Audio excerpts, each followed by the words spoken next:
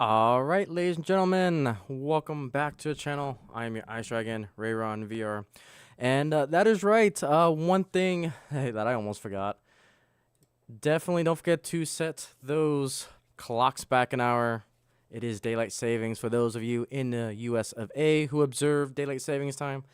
I know there's a few states that don't observe it, so take that in mind. I know we observe it here in Texas.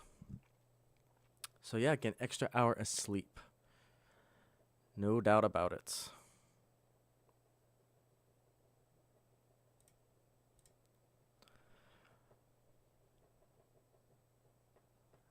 All right, hopefully everyone is doing okay.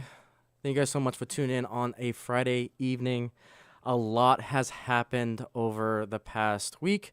You may notice a few different changes, even in small little tweaks.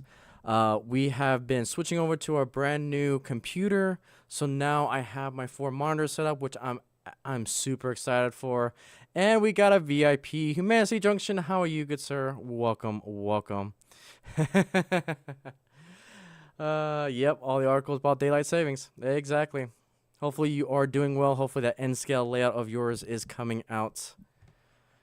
I'm definitely excited to see the end state of it.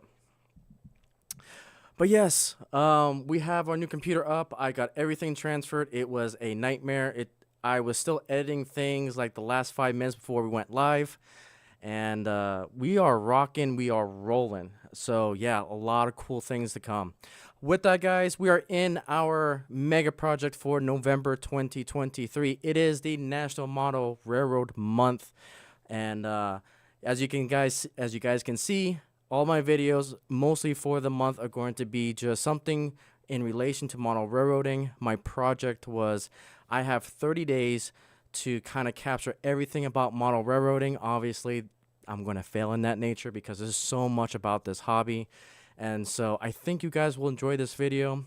This project took me forever. It took me about 2 solid weeks of just getting everything together, organization, prepping, getting all the massive links that I needed to kind of share everything I want to about this hobby.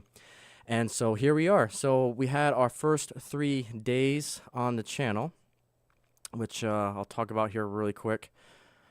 But yeah, all wiring, more wiring. Man, I tell you what, let's bring up, let me show you something that I've been kind of working on. I've been dealing with wiring myself, and I'm still knee deep in it. So I just recently got my wireless mic XLR system, so I got that hooked up to my interface here. And yeah, needless to say, I had to do a lot of rewiring on my end as well. So absolutely bonkers. And then just downloading drivers for this computer, making sure everything worked. Because you think everything would just be a simple plug and play. And next thing you know, you got to install drivers so OBS will work properly. I found I almost didn't get my mic to work because I forgot to download the right drivers for it. So yeah, if I am peaking at all, please let me know. If everything is good, let me know. I don't want to be peaking and blowing your eardrums out. Audio sounds good. Thank you, BCR Parts. I appreciate that check.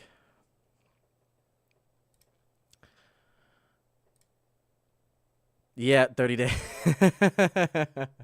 Yep, all the wires. Hello, Mom and Son Train Rail fans. Hopefully you guys are doing well. Again, they are close to 1,000. Let's get them to 1,000. Subscribe over there if you haven't already. Awesome community over there as well. They are also kind of a half realistic layout and then half like completely fantasy that I absolutely enjoy. Kind of like got a D&D theme going on over there, which I absolutely love because I did a lot of D&D in my youth times. But absolutely respecting that layout that's over there. Audio sounds good. Sweet. But yeah, definitely check everyone out. Heath does his live streams on Tuesday night. Mama Son Train Rail Fans does content daily videos on their layout, which is awesome.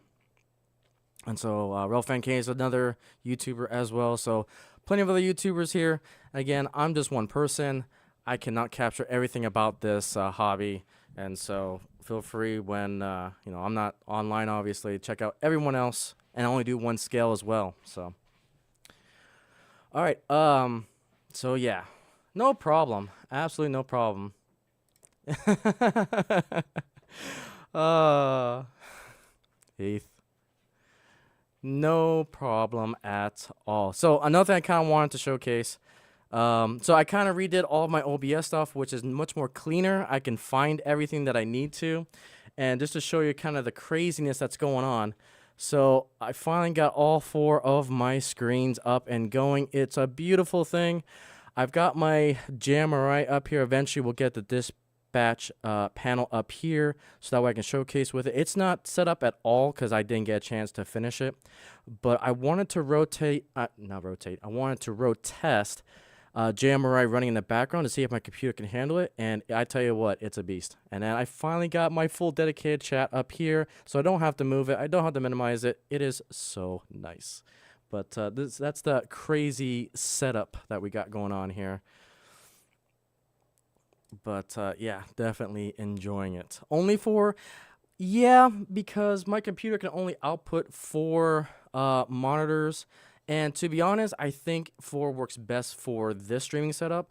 I've actually got a monitor stand in my editing room that has 5 monitors that I can connect to. But that's for editing, listening to music, and all that good stuff. So yeah, I can go up to a little bit more, but it'll be overkill for this setup. Like, this is perfect that I need.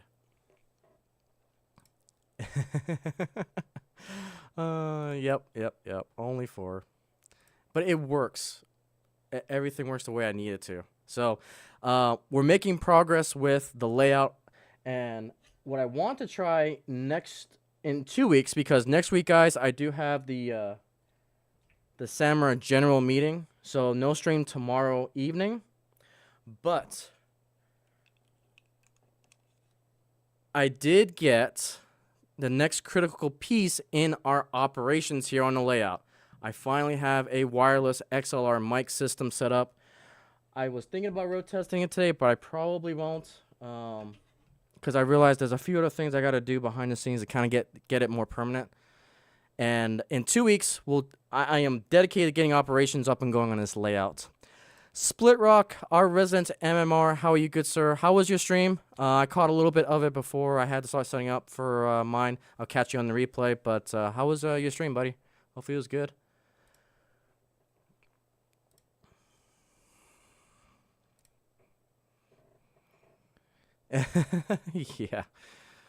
Yeah, I get that. Yep, he is, Heath. You were over there too, Heath. Come on now. Come on, man. I saw you over there. Okay, so yes, welcome everyone to the National Model Railroad Month. Let's go ahead and take a quick field trip to the channel. I have started my series for 30 days. We talk about everything in the model railroading. Obviously, this is too much to talk about, but I'm taking a solid try at it and see what happens. So day 1, we talked about how I got started into the hobby. Day 2, we talk about what my definition of model railroading is. And in day 3, you guys got a plethora of videos of my very first train, which we will actually kind of modify tonight for our run session as well. All right, Mom and Son Train Rail fans, take it easy. And as I can see, I still got some, fix some things here. There we go. Yeah, we appreciate you as well. Keep doing what you're doing. You're doing great things for the hobby.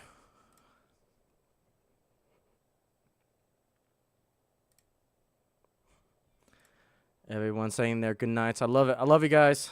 Love this community. So yeah, and I just basically have a theme for each and every day up until day 30 of this month. And then I've already finished my next mega project for December. That's all uploaded and ready to go. So as soon as this mega project is done, we'll go right into the next one. So I've been really, October was stupidly busy getting this project done, finalized, and then working on the project for December. And then I kind of have another mega project at the end of December that I'm going to start building here soon. So I've just been grinding, and I'm having a lot of fun doing it. So yeah, definitely excited. So let's talk about some news. So first of all, let's talk about what is National Model Railroad Month. Well, from our NMRA friends, we declared that National Model Railroad Month is in November. So again, they give kind of some advice on what to do for the month. Have an open layout your house, take a train to work, hold a clinic or two, which my local club has 3 clinics that they're doing for the month. The first one I do have recorded. I'm going to see if I can upload to their main website first. If I can't, then it will be hosted on this channel, which will be kind of cool because it's about the PRF, or excuse me, PRE. So definitely excited for that. And then I'll take a few dozen photos with your smartphone, share them, and so forth.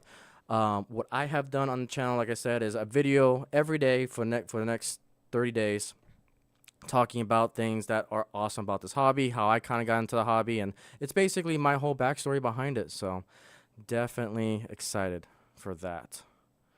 So National Model Railroad Month. Hopefully everyone is having a good time in it. And we'll definitely celebrate on this channel. It's going to be a new tradition for this channel that we'll do. Next year, we'll do something special for the 30 days. So it'll definitely be something that I look forward to each and every year. All right, let's talk about some more news. So it wouldn't be a Ray Run stream without talking about a big boy. So the Union Pacific Steam schedule has released the 2024, where they're going. So they're going to be talking about the Four Corners 2024 tour.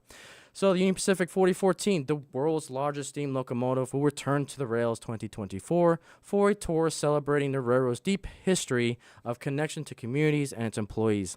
The tour is expected to reach all 4 corners of Union Pacific's 23-state system, with anticipated stops in Chicago, Dallas, Houston, Nampa, Portland, Roseville, and Salt Lake City. So what this means for you guys is that next year, we're going to see 4014. My wife and I are already going to start taking some time off, and there is no doubt we will get 4014 on this channel when they visit Dallas and Houston, because that is 3 hours away from me, and that is 4 hours away from me. So we'll have our second big boy on the channel, which I am excited for when he announced this.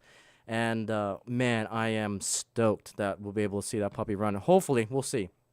Assuming that the traffic settles down with their networks, because that's what kind of shortened their tour to Omaha for this year. But I am excited for this.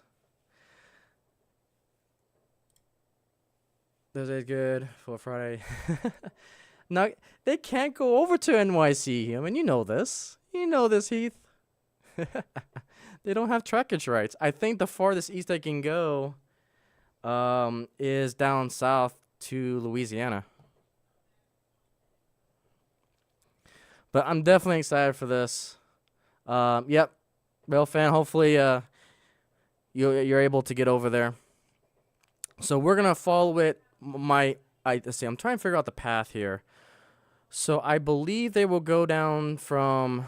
They got trackage rights to Houston, so they'll probably go through the southern part of.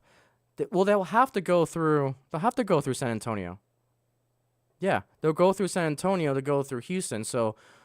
More than likely what will happen if I understand the UP route, they will go through, they won't stop in San Antonio, they'll go through San Antonio.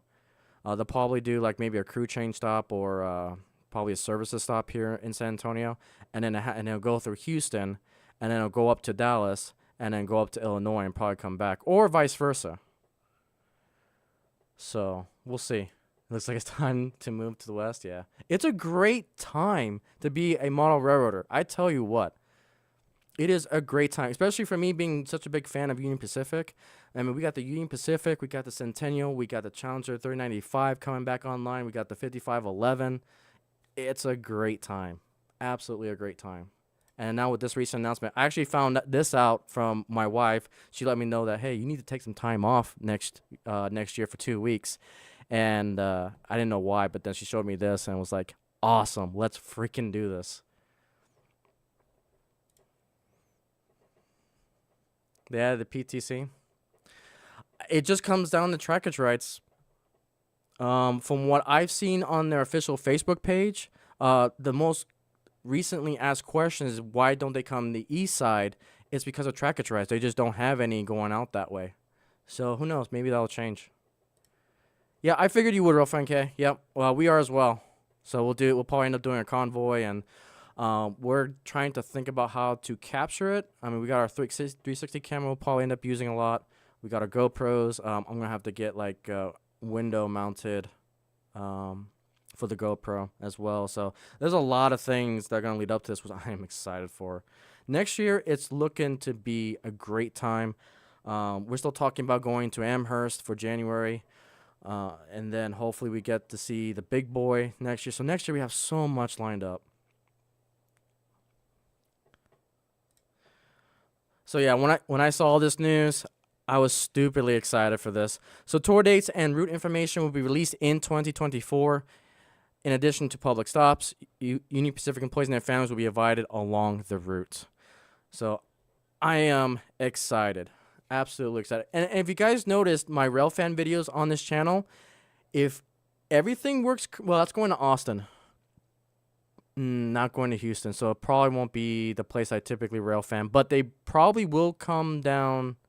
Well, they won't go through Kirby either because it splits at San Antonio downtown. Darn. But yeah, we'll have to chase it. So we'll see. Yeah, it just comes down to trackage rights. And to my understanding, UP just doesn't have it, which is why they won't go that far. Yeah. So I don't know. It's all the politics. Oh, I'm sorry to hear that, real fan. Okay, yeah. But yeah, I'll be taking a significant amount of time off to capture this and get you guys a second big boy. And this, in my opinion, this is probably the hardest big boy to get because it's either on the road or locked up in the back shop. And if you don't have, a connection to get into the back shop, I think it's a little bit more difficult to get. So the fact that it's coming in literally in my backyard, it's going to be great. And to see it actually going down the rails, good time to be alive. So, yeah, that was a big news that dropped yesterday from Union Pacific that the tour is going on and here are the scheduled stops. And we'll obviously get to see it when it stops in these particular cities as well. So we'll probably try to see it twice, one at Houston and one in Dallas.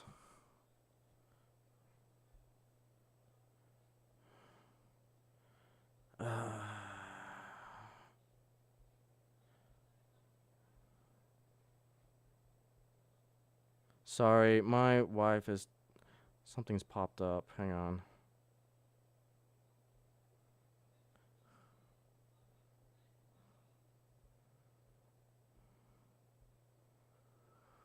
Let's see. Yeah, and that's the politics behind it.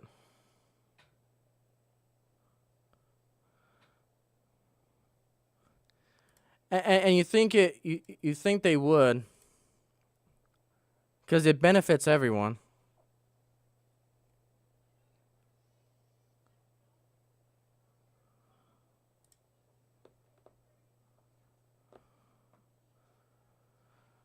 But even when we had special events, let's see.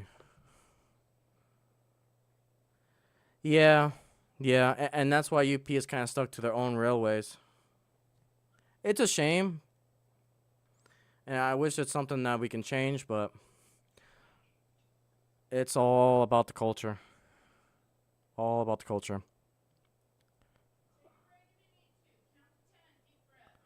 All right, guys. What I'm going to do, man, I probably have to take a quick break here. All right, give me a hot second, guys.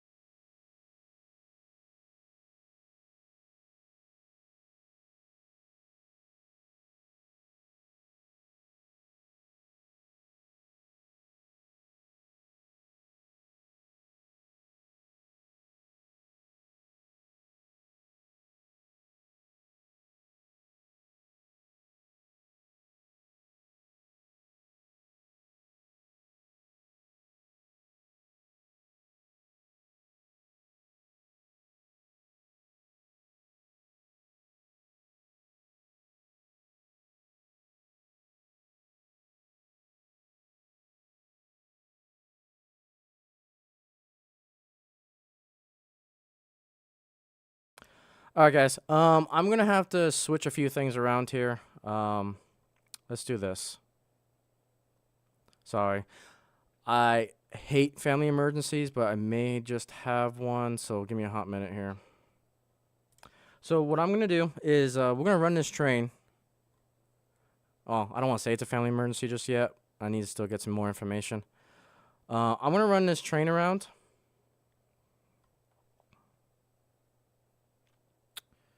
All right, let's see here.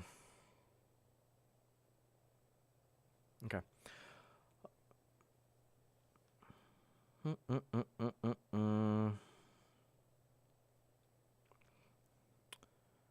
right, let's see. Where am I at? Let me do this showcase scene. Okay. So I'm gonna make this kind of quick. Basically, I started off with my first fantasy train. I was gonna do the daylight, but the daylight can't run. It gets kind of derailed, and so we're gonna have the Atlantic run around. If things die down over here, then I'll come back and chat a little bit. This engine runs really fine, but I want to have this run around the layout. And I'll be back. Give me about 10 minutes. I'll see if I can get things squared away. If not, I'll end up ending the stream. So I will be right back.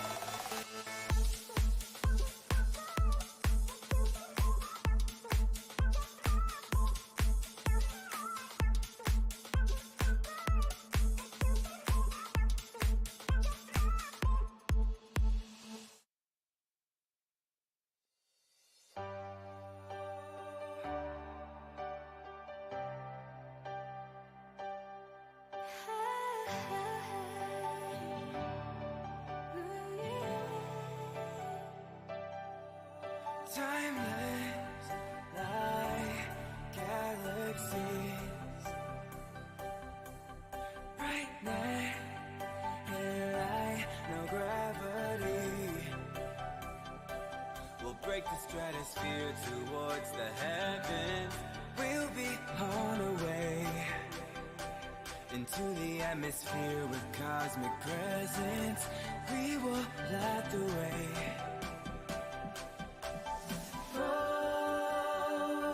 We're shooting stars in the night. Oh, we're shooting stars in the night.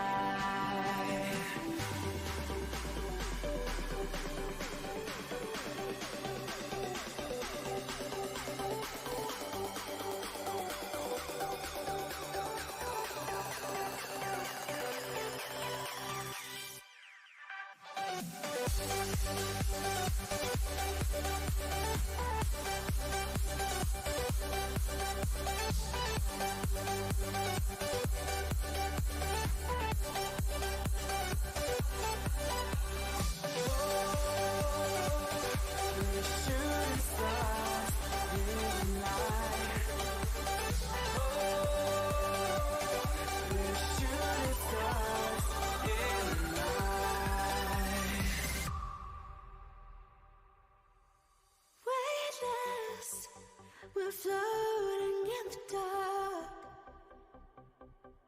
Take my hand and we'll combine our sparks. Watch as we soar together, you and I, as we make our getaway into the sky. Oh, we're shooting stars in the night. Oh, we're shooting stars in the night. Like meteors, we light up the sky with magic. Like meteors, we light up the sky with magic.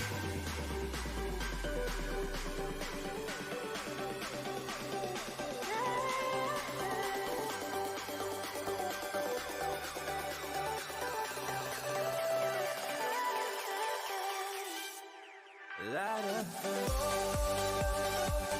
we're shooting stars in the night. Oh, we're shooting stars in the night.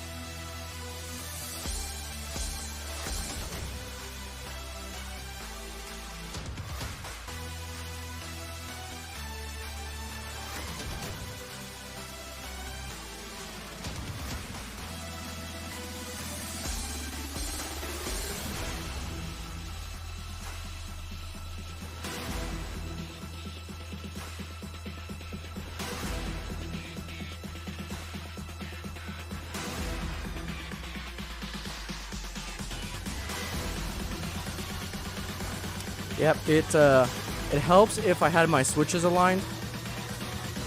One thing with this particular switch behind me, it defaults to throne. I gotta flip it. Alright, sorry about that, guys. Had to take care of a few things. Gotta love life sometimes. Let me get caught up here. Alright, music. We're gonna kill the music here.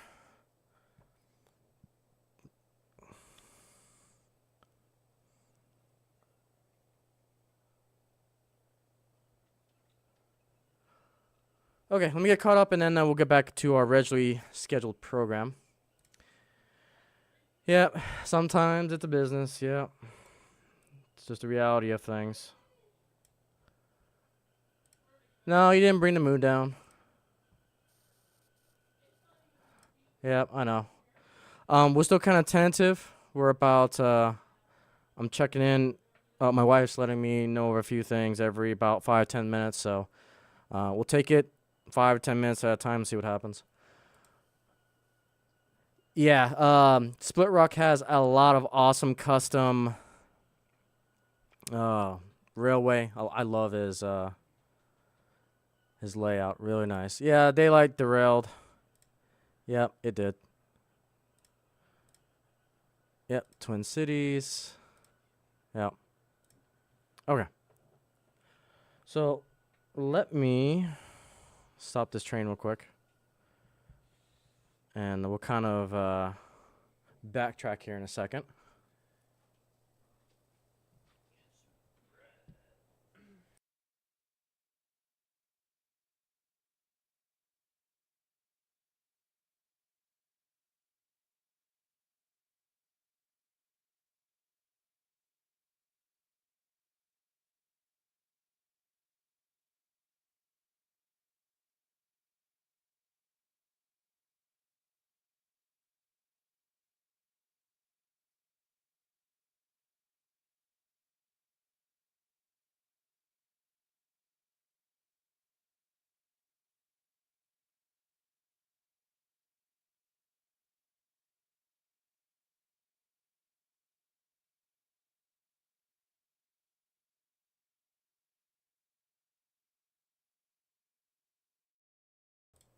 Okay.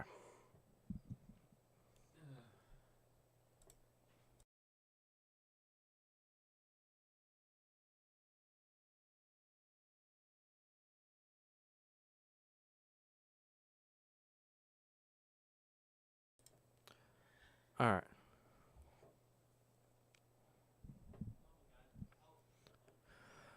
All right, so let's see. We were on the news. So let's go on a field trip. All right, so we were talking about the Union Pacific Steam schedule. And then some other announcements that came out literally as of like late last night, early this morning. So I hadn't had a chance to get any videos out. But Scale Trains announced their latest kind of run and pre-orders here. They're coming out with their AC 4400s, the next kind of run. And it's pretty interesting. So we got Union Pacific, we got KCS, we got the Firamex, both of their paint schemes. The one that it's got my attention, I'm not sure if I'm going to pull the trigger on it. But it's the Chicago Northwestern Operation Lifesaver, which looks pretty cool. So I'm still kind of debating because, again, this is modern. I don't know yet if I want to grab it. What could be cool is grabbing this engine as a helper from my Chicago Northwestern Heritage train with the big boy. So that's something that I may pick up for anyways. Yep, so there was NAFTA.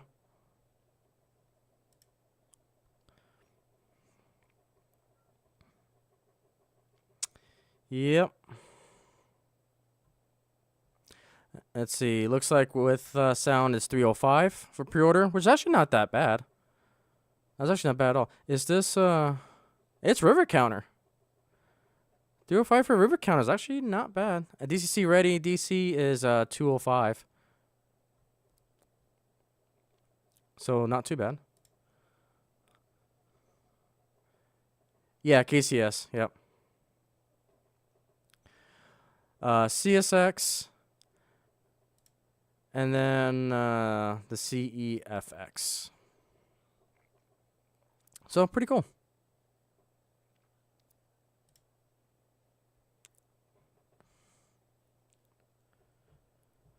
And then they also announced something else in N scale.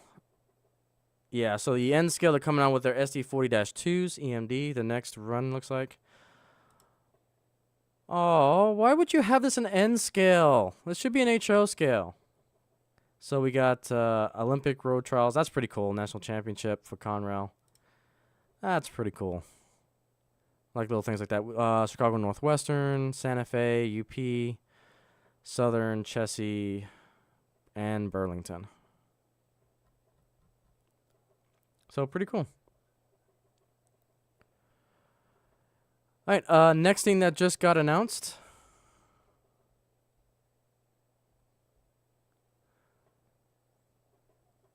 Who's doing the SD9, SD10? So we talked about that, I think, on last stream. It was Rapido. We can look at those again here in a second.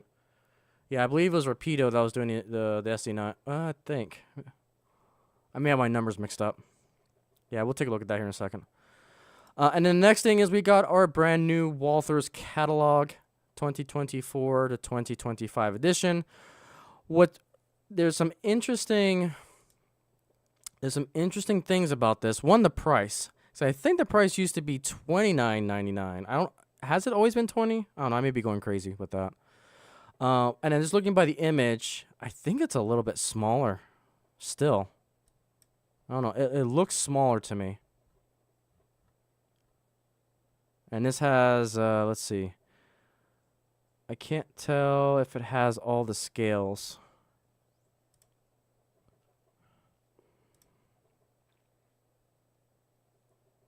And, of course, you're going to do that to me.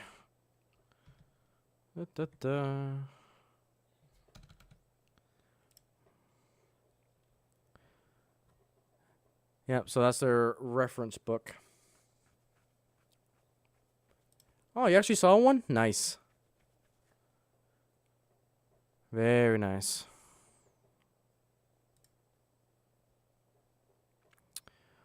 All right, let's see if we can find that announcement from Rapido.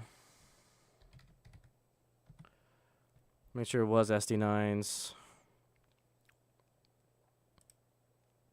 Yeah, so here's Rapido. So Rapido was doing the EMD SD7, 8, 9, and 10, or 7, 9, and 10, excuse me. And these look gorgeous. I've got a few of these on pre-order. The ones that I've got going here, we've got the Rio Grande down here. That looks really, really cool. The Southern Pacific, and then the Chicago Northwestern. I'll be getting the orange scheme one with the high nose lantern here. But yeah, they just look really, really good. So yeah, the Bumblebee. This is probably the big one that I'm looking forward to for 350. Rio Grande Bumblebee. It just looks so good. I don't know if they have any unpainted. I think these all have their appropriate schemes.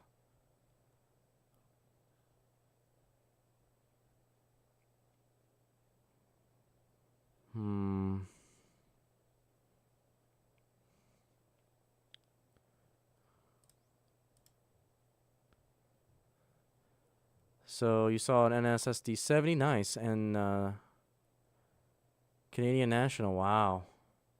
That's kind of interesting, actually. Huh. Yeah. Yeah.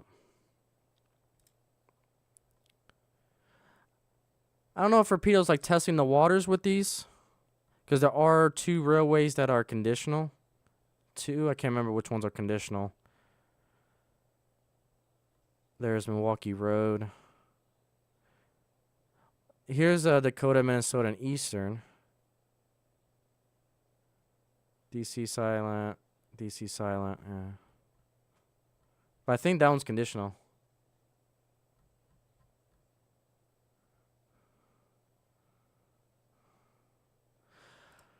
I don't know. BCF parts. I tend I'm a little bit biased.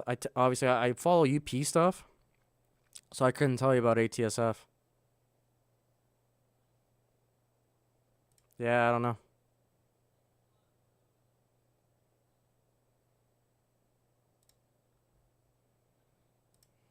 A lot of freight cars, covered hoppers, caboose.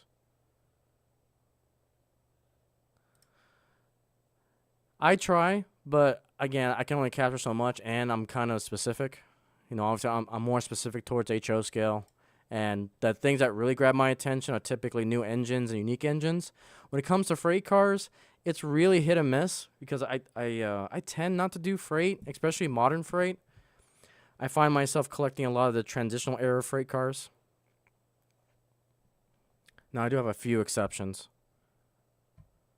but if a company comes out with a brand new freight car, I tend not to, follow it per se. I can't remember. I think I've got some of these PAs on order too. I think I've got the Mopac coming. Yeah, I think I've got my... These ones I'm really excited for. I think these have not been delayed. So getting the Mopac with my coaches... Need to check something really quick here. Let's see.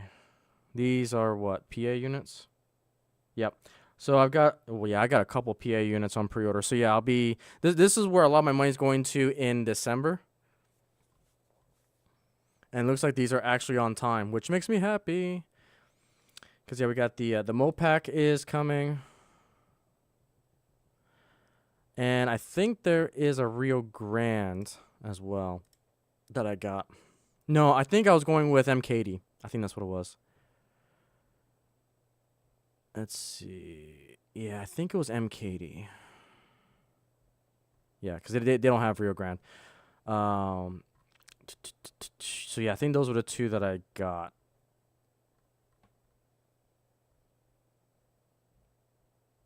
I have to double check Train World. The Missouri, Kansas, and Texas. Santa Fe. Let's take a look at that Santa Fe. Here we go.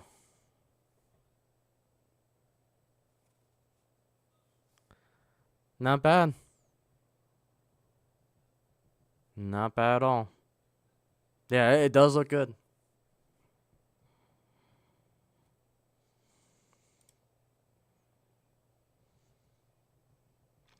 Ooh, they got a demonstrator that I missed. Right? The nickel plate one, yeah.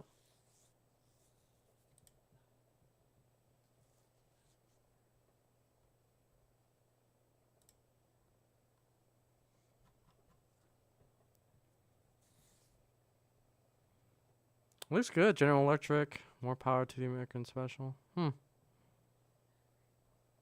That's pretty cool. That is pretty darn cool.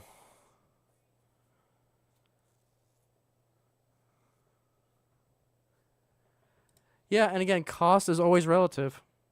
I've seen some members of the club. I just recently recorded E8s, a Southern E8 train that one of our club members brought. And it was gorgeous, and it was Rapido. And it's like, Rapido's winning me over with the details. It was a smooth runners, too. So I have high hopes for these PA units and some of the other diesels. I was impressed. Like, I think you're getting some good quality trains. My only complaint is it's got ESU decoders. Which, I mean, they're fine. It sounds fine. It's just programming is a pain. I do need to invest in a low sound programmer because it's getting to the point that a lot of these main companies are switching over to ESU.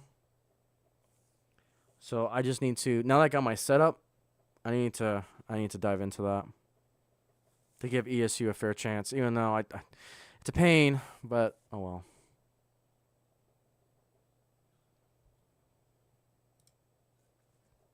Okay, so let's get to the good stuff, shall we? That's basically all the news that kind of happened recently. So let's talk about this train. Again, I apologize if I kind of rushed into it here. But, you know, life happens. Okay, let me back this up even more here. All right, so the GS4. So when I was growing up, I bought the initial Amtrak set from the Bachmann Spectrum line. And I was trying to get the Rapido diesel of it. However, I wasn't able to just line it up, and it was difficult to find one at the time. I couldn't find the Walthers one either. So I had to settle for the next best thing, which was I had a GS4 from Bachmann, had the Amtrak Amfleet cars. And that was my first fantasy train. Originally, today was supposed to be my first train that I ever ran. And that was going to be kind of the showcase for the entire day, but just didn't have the diesel. And so I did the next best thing, which was my first fantasy train that got me into, you know what, I should just mix and match everything that I have, see what looks cool. And growing up, this kind of train consist got me through a lot. And so the whole theme for the day, I don't know if you guys have noticed, but all of my shorts, all the videos, and now the stream that came out today, all dealt with this my first fantasy train. Unfortunately, the GS4 cannot handle my Harbor Point modular's radius. It derails if it pulls anything. The engine by itself runs fine, but when it pulls anything, it will derail. And so I figured, you know what, we'll do the next best thing, which is our Atlantic daylight scheme configured to pull the Amfleet cars. So that's what I've kind of settled with for this stream. To kind of a salute to fantasy trains, I guess is the best way to describe it.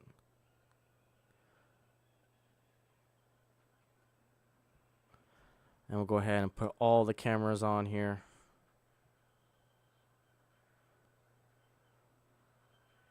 But eventually we'll have that first, I will rebuild that first train that I ever ran. But for now, we will go ahead and run this train. And then I've got kind of another train that I want to run as well.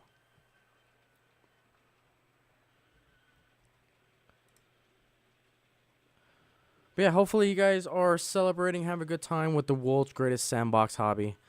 I'm excited for this project, this mega project. Kept it kind of under wraps because I wanted to surprise you guys and celebrate it. Oh, so someone saw an Easter egg already. Someone saw an Easter egg. That'll be for a little bit later in the stream. Because we're talking about fantasy trains. And so, you know, we're kind of graduating the fantasy elements of it. And so I have a brand new locomotive to pull the Amfleet cars.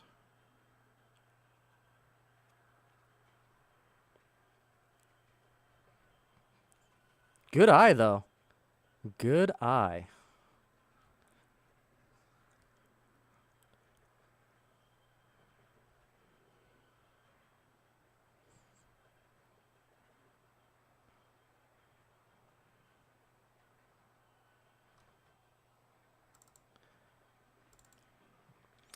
Because I figure what would be kind of cool is that, you know, we had my past fantasy train, we have our current fantasy train, and then we'll bring in this new diesel to usher in the next stage of fantasy trains for at least my collection, and it'll be a streaming debut of this engine.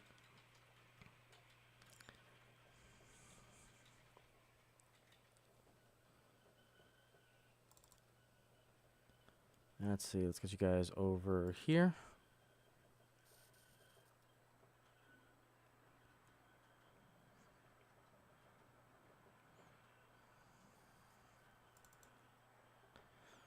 All right, and then we'll get you guys to the 180.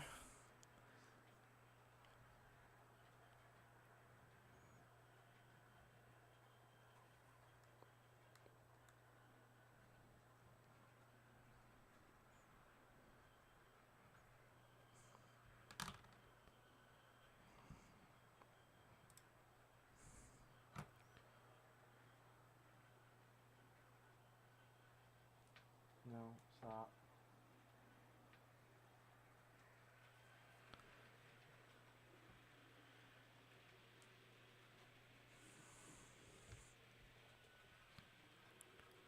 Alright, let's get the face cam back up here.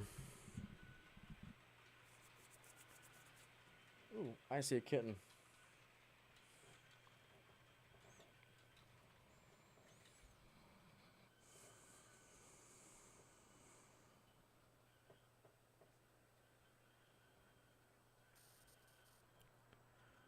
Alright, I think we'll get you guys up here. No, this will be a better spot.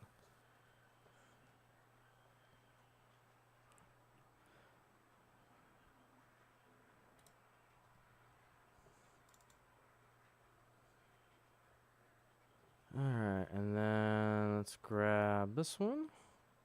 Come on, where are you? Oops. Pretty cool consist.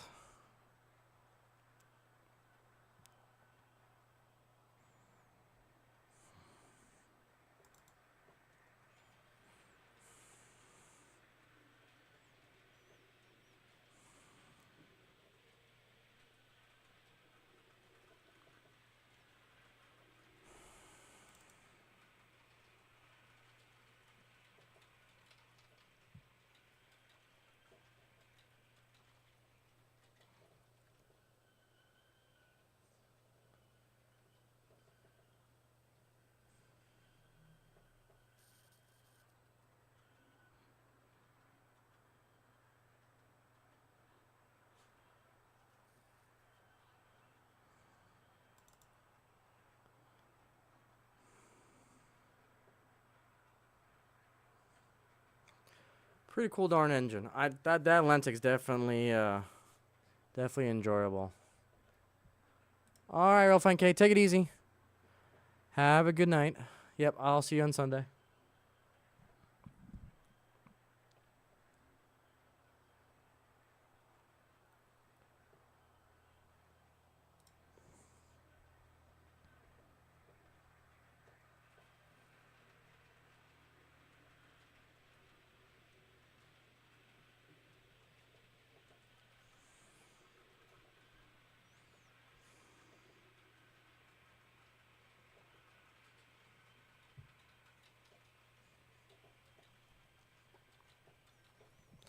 All right. Again, thank you guys so much for tuning in. Yeah, sorry for the little pause there and my little goof on the switch, but we are rolling out our National Model Railroad Month here on the channel, celebrating fantasy trains. A salute to fantasy trains is really what this is coming down to. Thank you guys. We are approximately, let me double check the stats here.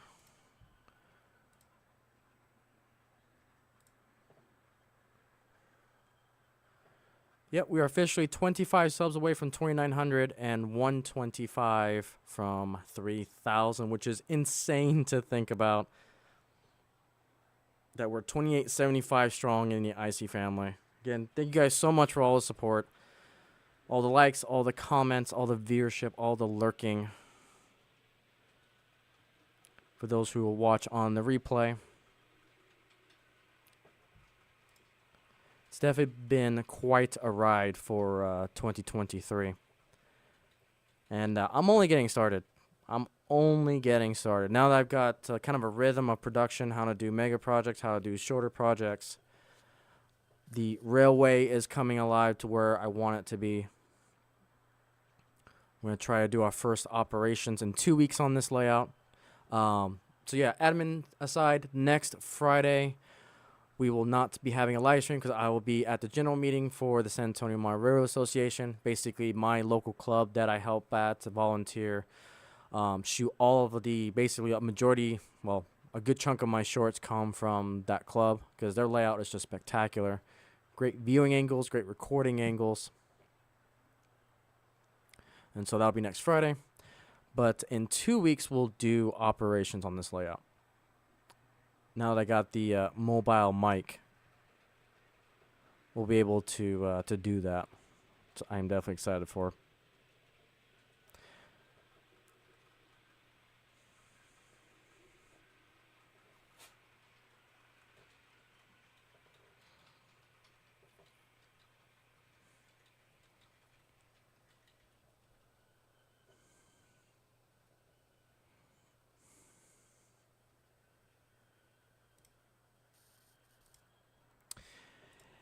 Yep, and this is true. Next Friday is indeed Veterans Day. Yeah, as well. Yep. Yep, so thanks to all of those who served. I don't have. I do have a train, but it's more from Memorial Day weekend. Next year, I will grab. There's a few. There's a few engines out there that are veteran specific. So I want to grab a couple of those. So there's the Montana Rail Link. There's a CSX. So definitely next year, I want to have a kind of a veterans type of train, or at least a diesel that celebrates it.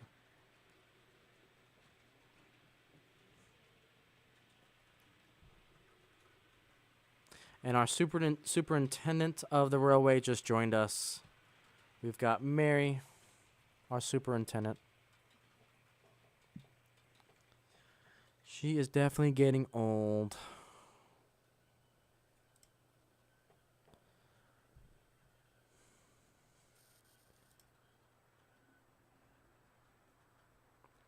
Yeah, and definitely over Veterans Weekend, we're going to try to get a few things done for this layout. Because it'll actually, I'll have some time off to actually work on it. Been super busy. Just dealing with a lot of things.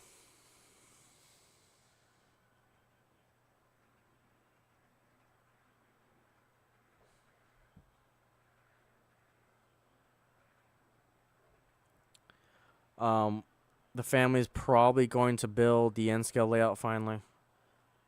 Been wanting to get the cheat tracks done, just haven't had the time. Haven't had the time.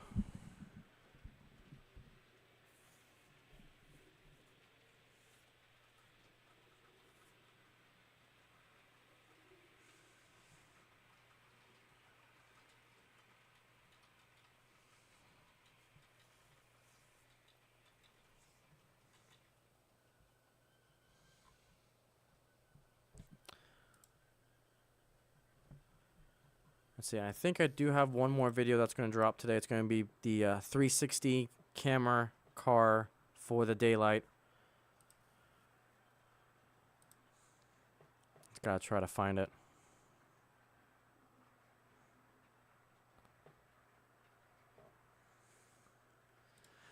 Yeah, I hear you on that. Sometimes you gotta do it for projects like that.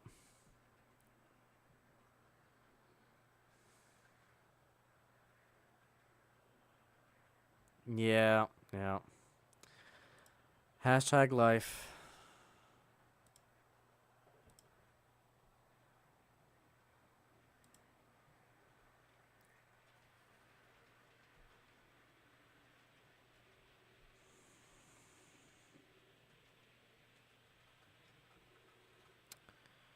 Let's see here. When's this scheduled? Yeah, so the 360 camera for the daylight will come out in about an hour. Come on, about an hour.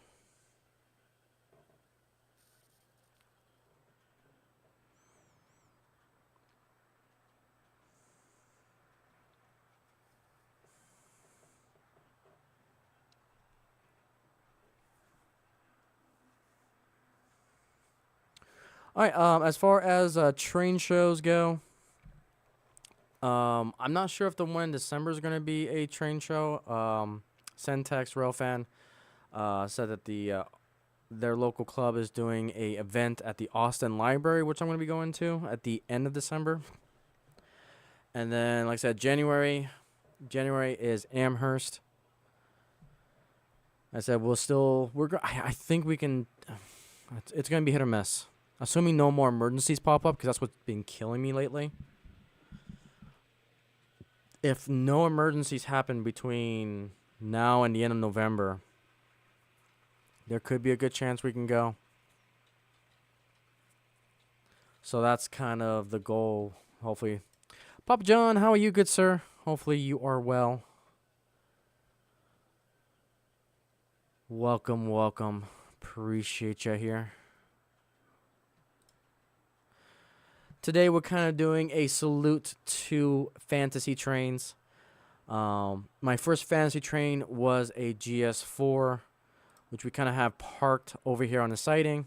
Couldn't run her today on this layout because it derails any chance it gets with pulling any trains. And so we have our Atlantic pulling the AM fleet. So this GS4 with the AM fleet was my first fantasy train I ever had. And this is part of a bigger project called the National Model Railroad Month that I'm celebrating here on the channel. And so today was kind of a salute to my first fantasy train. So that was kind of my past fantasy train. We got our current fantasy train, and then we'll be hooking up a brand new engine to salute the fantasy trains coming in the future.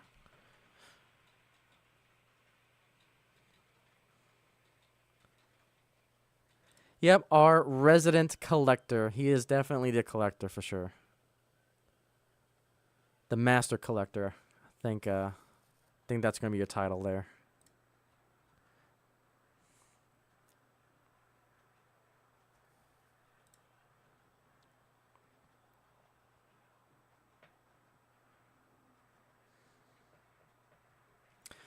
So I think what I'm gonna try to do is we'll run this engine for a little bit longer, and then we'll put on our brand new engine making its first debut on the layout. Now I did have this engine in a different video.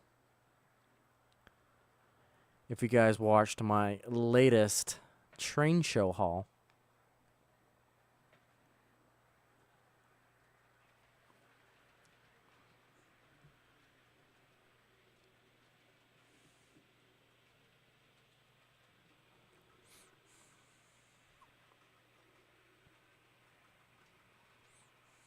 Mm-mm-mm.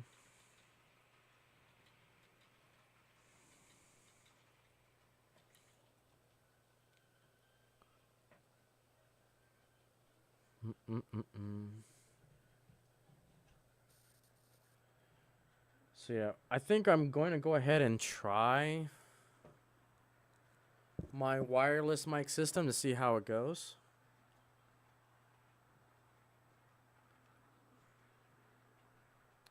I think he was talking to you. I don't know.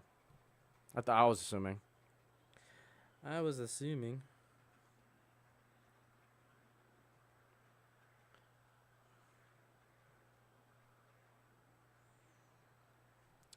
Part 1. Nice.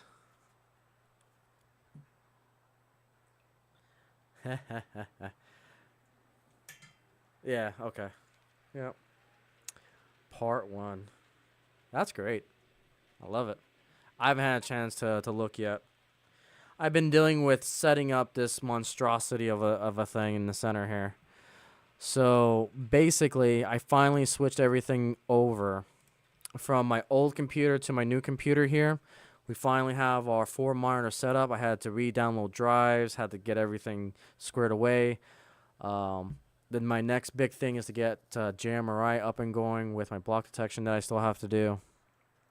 So I'm hoping to have block detection for the ops session next stream in 2 weeks. You got 4 old HO layout. Oh, Jesus. About to say lions. It's already been one of those days. Lionels. Gotcha. Gotcha. Yeah, well, once I'm done, I'll go check it out. I love haul videos. Even train show videos. As soon as I see a train show video go up, it's like, yep, gotta watch. It's the beauty thing about YouTube.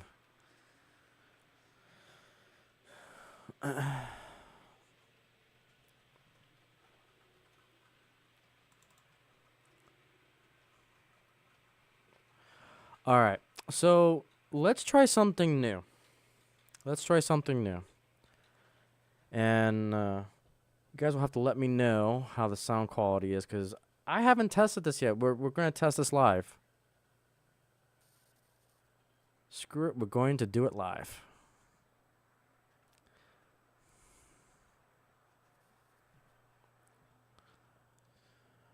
So as our AM fleet goes from our fantasy train of the past of the GS4 that you guys got to see in the videos today and the shorts, to our present, which is our Atlantic. I should probably not overshoot that, but that's fine. We're going to pass it along to our engine of the future. This is actually an international steam engine from Germany. So this is a German steam engine that Fairy VR, she used to go by Queen, but she goes by Fairy now. Fairy VR wanted, and we picked up. It was a DCC ready locomotive. It was made by Lilliput, I think is the name of the company. It's a Bachmann, the parent company is Bachmann that owns it. And so we had to put in it's got a economy 21 pin decoder from Soundtracks. And so we're going to go ahead and get this connected. So let's see here. I already need one scene here. Give me a hot minute. Video capture. 180 camera. All right. So we'll kind of put that right there. Oh, you went to the Iron Triangle today? Nice. Very, very nice. Put you right there for right now. No, right there is still fine. That's fine. Still trying to get a hang of this selection here. Okay, so what I'm going to do, we're going to try something new. So I just recently got my wireless XLR mic system. And now I need to road test it. So that way when I come over to switch on the operations part, we are good to go. So I'm going to switch mics real quick, so give me a hot minute.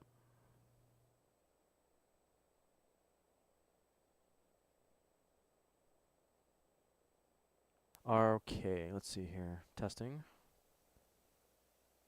Testing. Okay, there we go. So let me know how this sounds. Does it sound like I'm too loud? Am I coming in clear? Am I coming in garbly?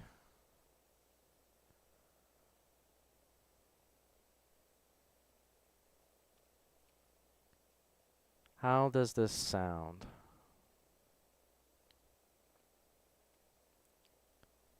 So far, so good on audio. Awesome. That is exactly what I want to hear. You were looking at World War II German armor trains? Yeah. So what's interesting about... I'm going to walk around here and see how this goes.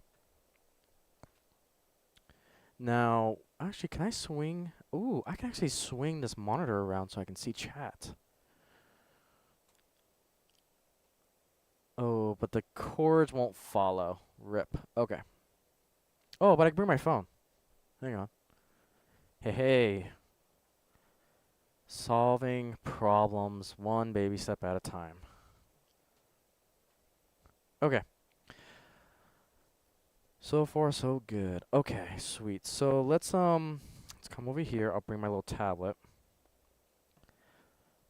So I wanted to use this XLR mic, so that way I can bring my mic around. And I can do ops.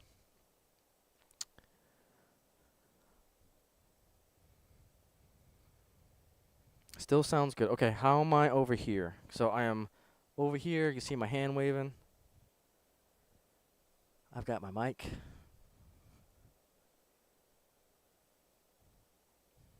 And I got chat on my phone here.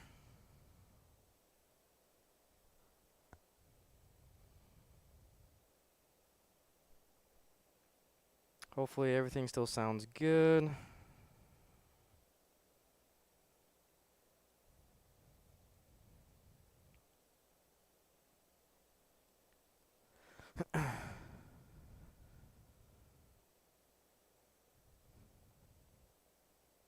Still sounds good. Awesome. All right. Perfect. So I wanted to road test this mic today because, like I said, in 2 weeks I want to do operations, and then I'll eventually have the GoPro mounted on my shoulder, so that way I can take you guys with me. And so we are almost there for you guys to get a first-person view of operations on this layout. How cool is that? Still the same. Okay, sweet. That is amazing. Eric, ANCRNR, N Scale, Life Journey, welcome, welcome. How are you, good sir? So yeah, my tablet is mobile. I can see you guys on chat, and I got my wireless mic. We're on a roll. We are on a roll. Okay, so let's get to the main event. So what I'm gonna do, I'm gonna go ahead and reverse our 3002 here real quick.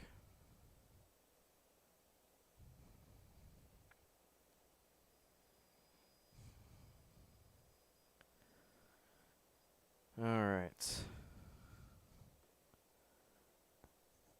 And we're going to bring our engine forward. Can't wait for that. Yep. So I told myself I'm going to schedule my operation stream for in 2 weeks because I have put off operations far too long. I still got to do the card carts for this layout because that's what I'm going to do for it to get the roleplay element involved. And so it's like if I schedule it, I have no other choice but to get it done. So that way we can get ops going. Because the wireless mic was the last big piece that I really needed in order for the system to work. And I finally got it.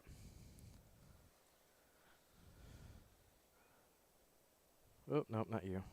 I'm going to release you. And we're going to bring up 4214. We're going to reverse you. All right. All right, so here we are. Here is our resident winter paint scheme, aka you guys have already nicknamed this the Zebra, which we're going to call it the Zebra train. And so we've got our German Zebra train that's going to connect to our Amtrak to represent the future of fantasy trains, that now we have international representation on our layout for the future. Welcome back, Split Rock.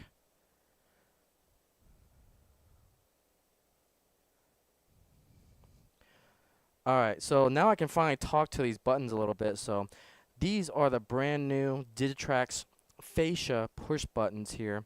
And they've got a green light, they got a red light. I absolutely adore these. These are momentary push buttons. And so I can push it there, it turns green, and then it's switched to the main line. I've also got what I call digital throws here.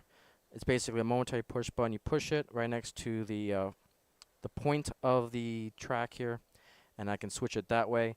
I can also do it from my iPad here, or it's actually Samsung, but and I've got it numbered 1 and 2. I can throw it right from here as well, which I absolutely love this. I love Digitrax. This is why I love it. There's so much you can do with it. But with that, we're going to go ahead and let's go ahead and do this.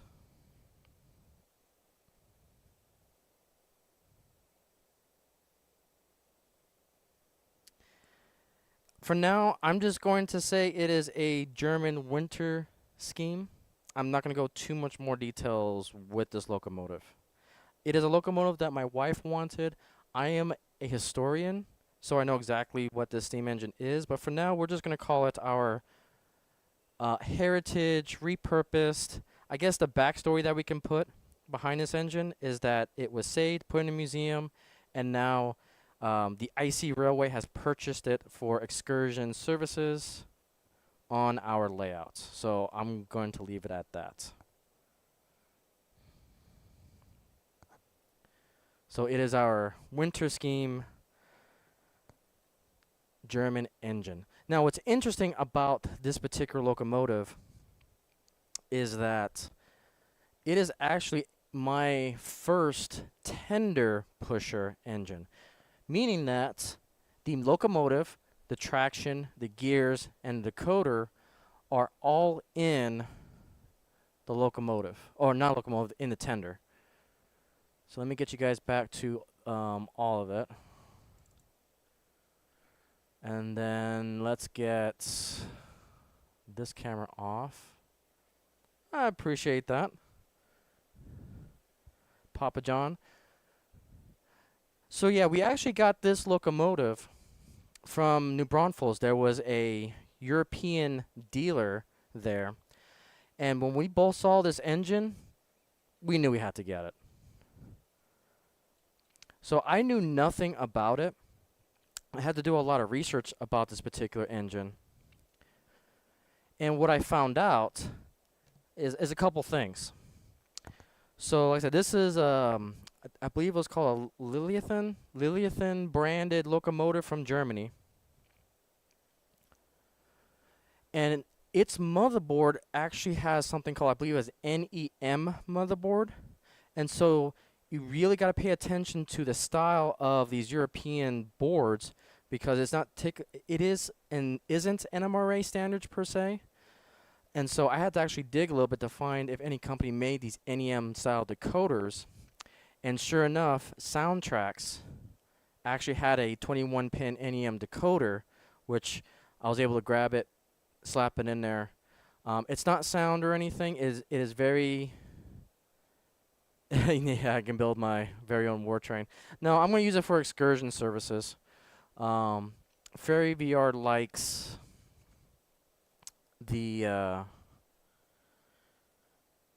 more passenger style of trains, because she's big into the bullet trains, to the old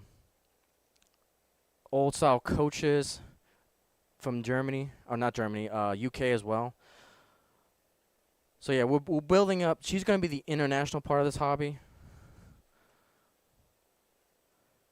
This has got some interesting pull power there. So yeah, so we had to find an NEM. Whoa. Word, Papa John, word. No, for the Icey Railway, it's going to be doing passenger services. Like I said, we're in our fantasy world. We're or not necessarily borrowing. We have purchased it for excursion services. But it is I love the paint scheme of it, regardless of its history. It's a beautiful steamer. The paint scheme is really nice.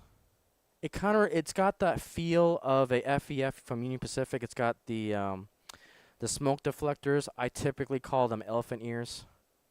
How about Peace Train? Yeah. Yeah. So yeah, making its debut here on the channel, we have our resident European steam engine from Germany.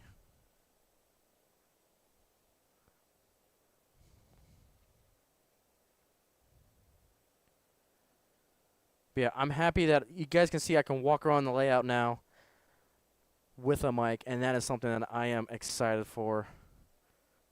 What I plan on doing, I don't know if I can actually do it now. I don't think these things can stretch out enough. Let me see. You know what? We're going to continue this wireless system and see if I can make this work.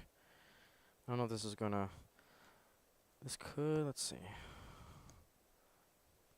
Oh, this may actually work. Hang on. Hang on. This may actually... Oh, shoot. Okay, there we go. Oh my goodness, this is going to work. Hang on. We can do this. My phone fits. Getting my steps in, close the circle. Yeah. Yeah. Well, I'll definitely be getting my my steps in. So what I can do now, I put this wristband on. And now I literally have chat on my arm. We're going to need to put a different... Let me do the front camera, just me. So look at this. So I got my phone on here. So now I can see you guys in chat. And then I can basically have my hands free for operations.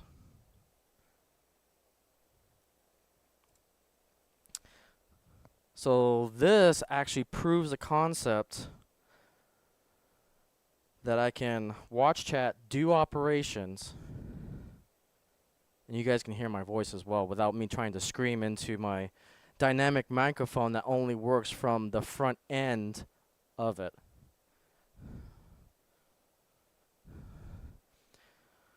Now I just gotta get used to wearing this and figure out what's some good techniques here. Alright, so I'm probably gonna move around a little bit and continue to test this out.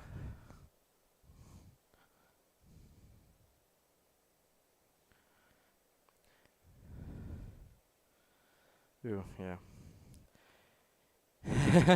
Yep, getting high tech and high speed for sure. Yep. High speed, low drag. I'm just happy that everything is coming together. And you guys are literally on the journey with me. Like, this is the first time I'm able to actually walk around the layout. I can see you guys on chat.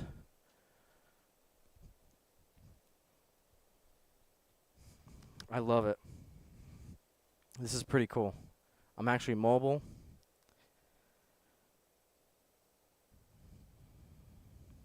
Yeah, this is insane that this works.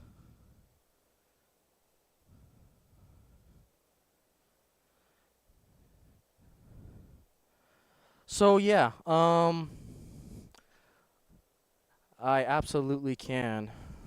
Let me show you how I'm gonna do that. I kind of showed it off a little bit. Alright, so when I'm doing operations, this is my throttle. It's basically a tablet. It is wireless, and I can literally walk around and tripping over wire.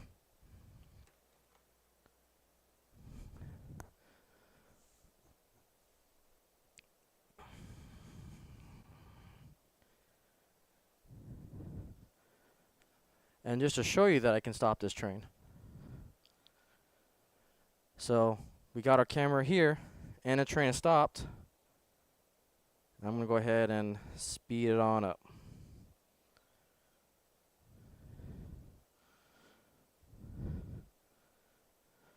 So yes, I can see chat, I can talk to you guys, I can control my train. I'm completely wireless and can move around. Yeah, no, I'm trying not to.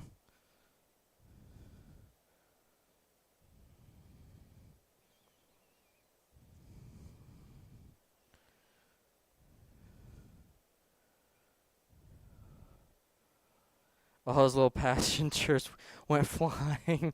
Yep, yep. They did. Yep.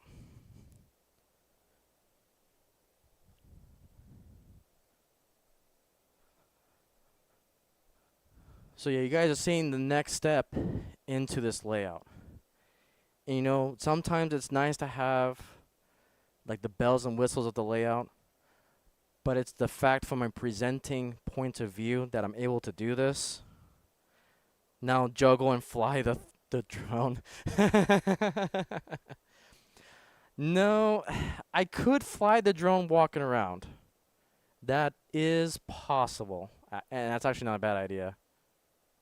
I could. Definitely could. But I prefer to probably sitting down flying a drone. But it's what's cool about this is that the concept is there. Like, this is all in theory, and now we're kind of doing a tech demo. This is the tech demo of just from a broadcasting point of view. I can go around the layout, show you guys, and still be able to control a train, watch you guys, and still talk to you guys. That I don't think it's ever been done before like this. Definitely a first on my channel.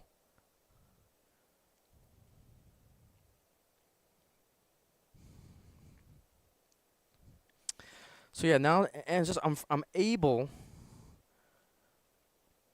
Oh, so the one thing that I still haven't tested is the mobile accessibility from a GoPro. And I will do that on the next stream for ops. So that way you can get kind of a first-person view from live streaming. But yeah, this is Harbor Point right here that we got going around. Here's Ghetto Bridge.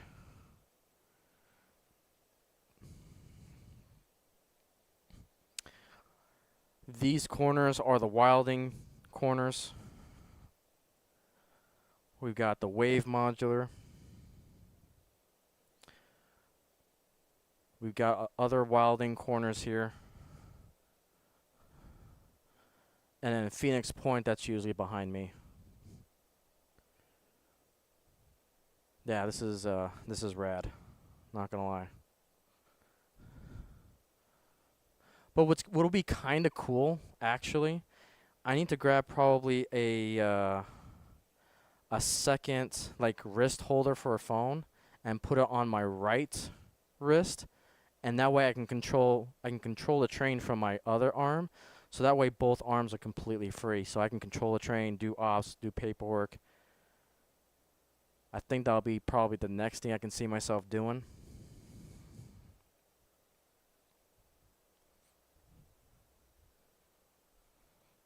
So one thing I forgot to mention about this engine too, it comes with a very unique coupler. It's not like the double hook-ins that you see from like Hornby and so forth. It was a very specific like German style connector that I had never seen before. But again, it's part of that, I believe, the NEM standard. I actually had to get an NEM coupler. Now, I may fade in and out depending on the range because I'm going into my other office, so I may break up a little bit here.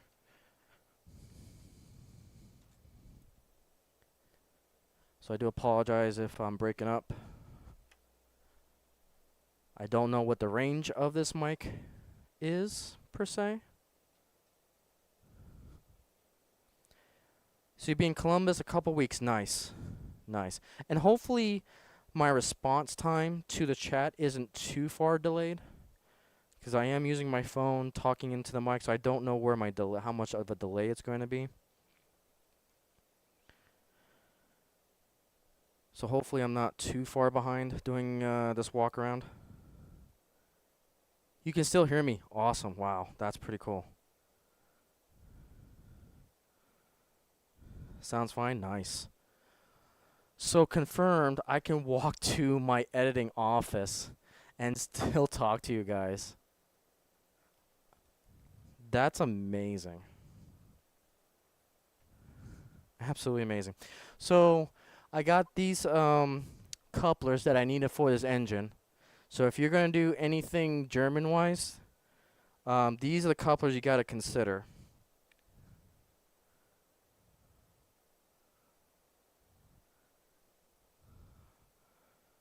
So they're called the NEM 362 style couplers.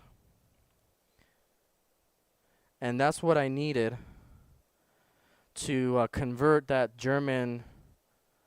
It's basically you snap it out, snap it in style of coupler to make this work. Hello, Ohio Steam and Steel. Welcome, welcome.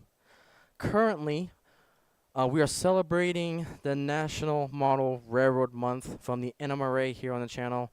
And I'm currently kind of doing a tech demo of me being able to walk around the layout and being completely wireless. So I finally invested in an XLR wireless mic system. I can get you guys on chat on my phone here on my wrist. I've got my tablet that controls the train, and I am completely wireless. I can walk around. And right now we are debuting kind of a brand new fantasy train. We are basically doing a salute to fantasy trains out there to let your imagination run wild. So right now we have the craziest consist imaginable. We have a German steam train pulling Amfleet cars.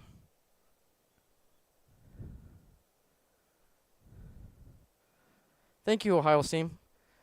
I greatly appreciate it. Again, this is all, I knew it could be done, but I was wondering if I was able to pull it off. And so we're kind of road testing this because the next step is going to be operations.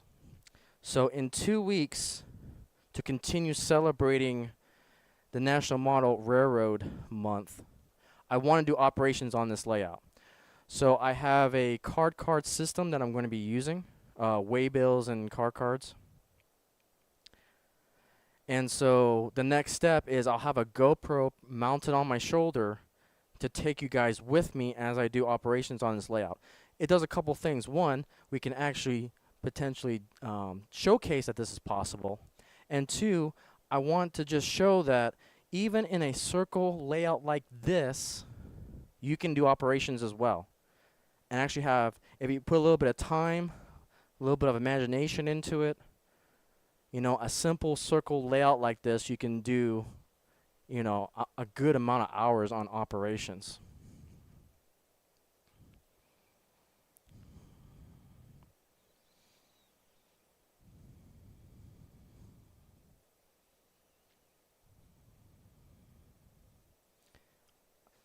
That sounds awesome.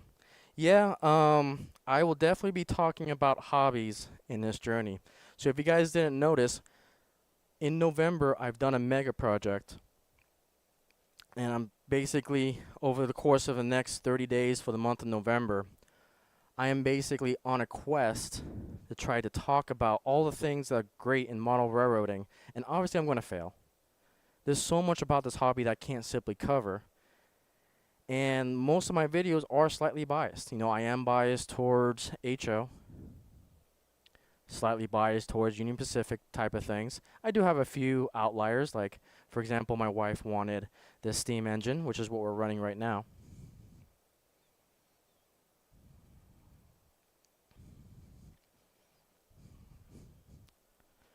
But that's kind of what we're doing for this month of November, celebrating the world's greatest sandbox hobby.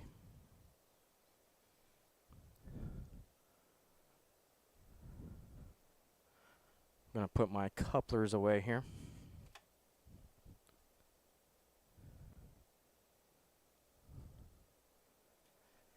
Yep, that's a great thing about hobbies, or hobby shops, I should say.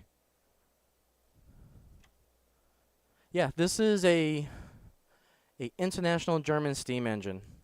I won't go too much into detail with it, but for now, kind of the backstory that I have with it is that the Icey Railway has purchased a German steam engine from a museum.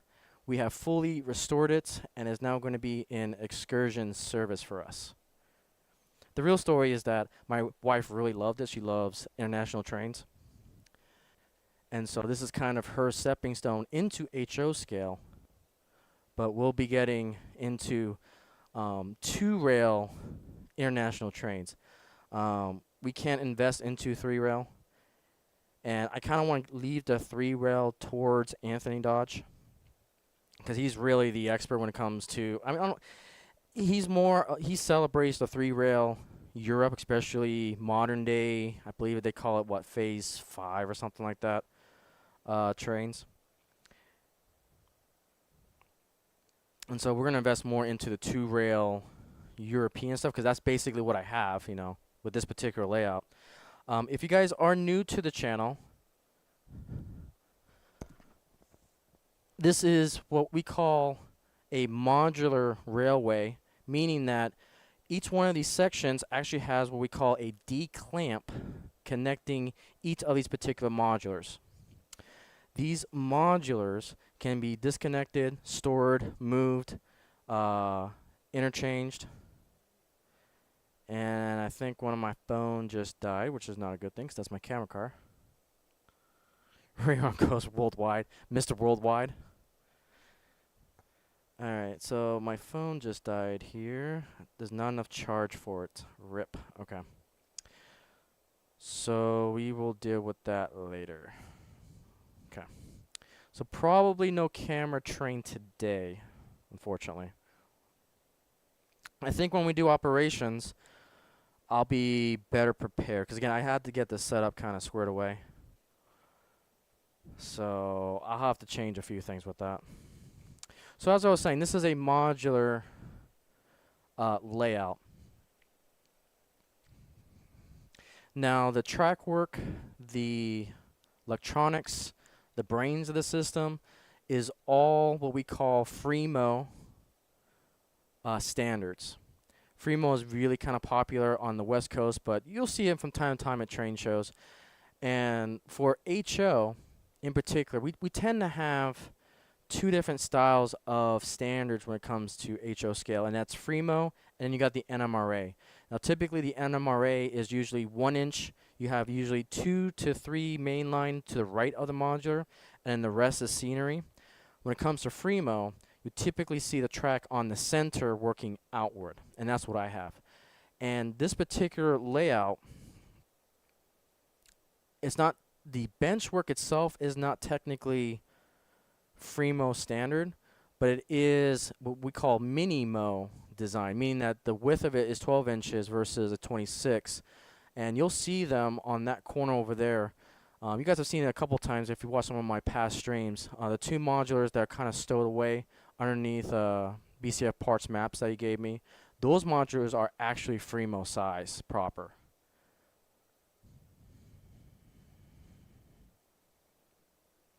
Well, BCF parts, the issue I'm having with this phone is that it's connected to a 3.0 bus, but it's getting power from the computer. The problem is that the phone's not getting enough power from the bus because I got a whole bunch of other things connected to that 3.0 bus, so I'm overusing it. And so I gotta redo my configuration scheme with that a little bit. So that's one thing that I gotta fix. It's just a side effect of this new setup. Like I said, this is the first time on this stream, on this channel, especially when it comes to the Icey Railway podcast, that I've completely redone a lot of the behind-the-scenes work to get this stream going. So yeah. I see our superintendent is sleeping on the job here. Hi. Hi, kitten. You taking my spot, and you're sleeping on the job. I don't know if you guys can see her. No. Correct, Eric. I could not fit 26 inches around this room. So, how I got into Minimo. So again, Minimo is 12 inches wide. I actually bought, it was actually this one. So Phoenix Point here was my first modular. Well, let me rephrase. It was the inspiration for the other two modulars that I have kind of stored away. If you guys see like my Dragon's Branch Line videos, they were my early videos of this channel. I actually built those out of inspiration from this modular. So my mentor had this modular in his shed, and I measured it. It's like, oh, that's 12 inches wide. I think that's perfect for what I want to do in the future. And then I noticed that he had all of the wilding corners that you see here. So this wilding modular right here was the only one that was really scenic and completed. And these two modulars really gave me the idea that, hey, I can go 12 inches wide and it's perfect. So this module was the only completed one. The other 5 didn't have the road beds, didn't have the track, didn't have the wiring, but the frames were all completed and painted. So kind of the backstory behind these corners, they're called the Wilding corners because my mentor and his friend David Wilding, they built these modulars to do basically what's called a giant S, to swerve back and forth. Unfortunately, David Wilding passed away, and my mentor named these modulars in his honor, and I bought them and kept that name because I think it was really respectful. So to this day, the Wilding corners are complete as far as operations are concerned. It's all wired up. I'm going to have it wired for block detection. I want to keep the original theme and scenery the same on all. So there used to be 2, 4, 6. There used to be 2 more of these Wilding corners. However, the framework got water damage and they weren't recoverable. But I've kept the Wilding corner, kept the names, and I want to continue what those two started and keep the scenery the same on all of the corners. And it was because of these modulars that has inspired me to continue on with the Minimo themed layout because it works. Now, granted, you won't be able to get a lot of scenery on it because it's 12 inches wide, but that's kind of the reason why I'm doing my, if you've seen some of my photos on the community tab, I'm experimenting with interchangeable scenery. So basically, I put a D-clamp on the bottom, put a shelf on the side of the modular, and then from the side, I can extend my modular to put scenery on.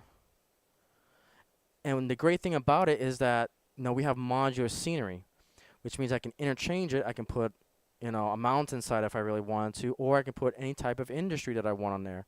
I can interchange any industry that I want to. If I get bored with that industry, switching it out from operations, okay, take all the scenery off, put a new building on there, I have a brand new industry. So I'm trying to take the modular designs to the next possible level. Now this has been done before. It ain't nothing new.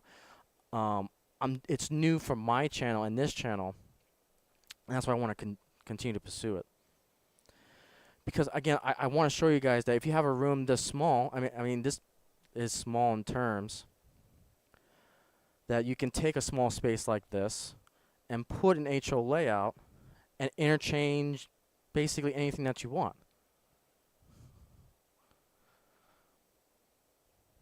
So I'm really seeing how far I can take it. And if you guys really want to go crazy,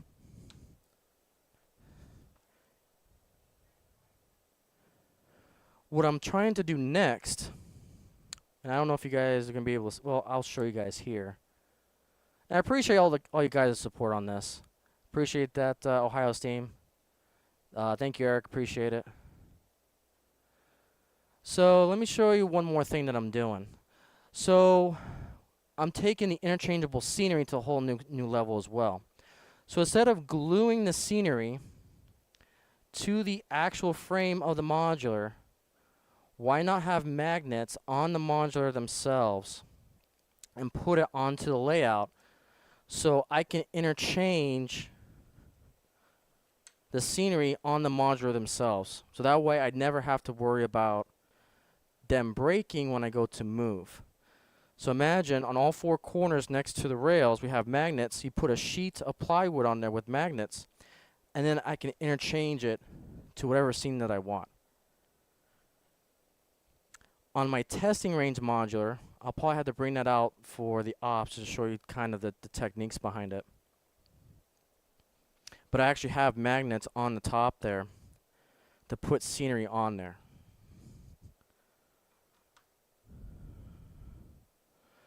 So again, it's really a laboratory. This entire roadway, this entire stream, we're experimenting. We're experimenting with the hobby. I want to see how far I can take it as far as interchangeability when it comes to modularistic designs, and just having a lot of fun with it. So, and again, I appreciate you guys hanging out with me on a Friday evening. I know there's a lot of other content out there you guys could be doing, but you guys are sitting back, relaxing, enjoying the world's greatest sandbox hobby with me, and I'm thankful for that. And thank you guys for this wild, wild ride that we're on right now. Absolutely crazy.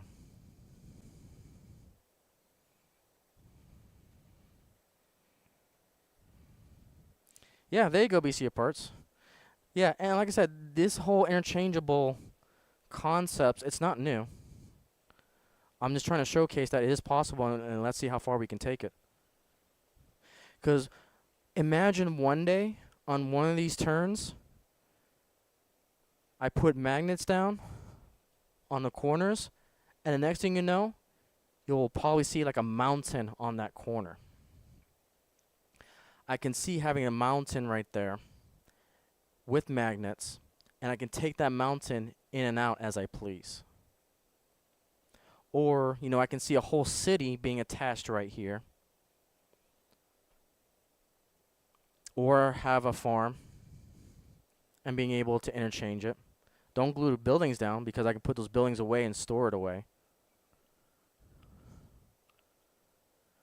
So there's a lot of cool and interesting ideas that that we can do. I'm gonna move my camera phone to a different charger, see if we can get this charged up faster. So I would like to get you guys on the train, and potentially do the drone too, but we probably won't be able to do that today. So that's something I'll have to figure out off stream. Yeah, that 2-split rock, we can do it out of florist foam. Yep. I just want it magnetized so that way it has a little bit more durability and more stable, because I do have kittens that like to get into things. And especially if I take it to like a show or something, I want to make sure that it is stable. Because, you know, not kittens. Well, kittens will definitely be a problem, but children could be another potential issue too. So I want to make sure it's nice and sturdy.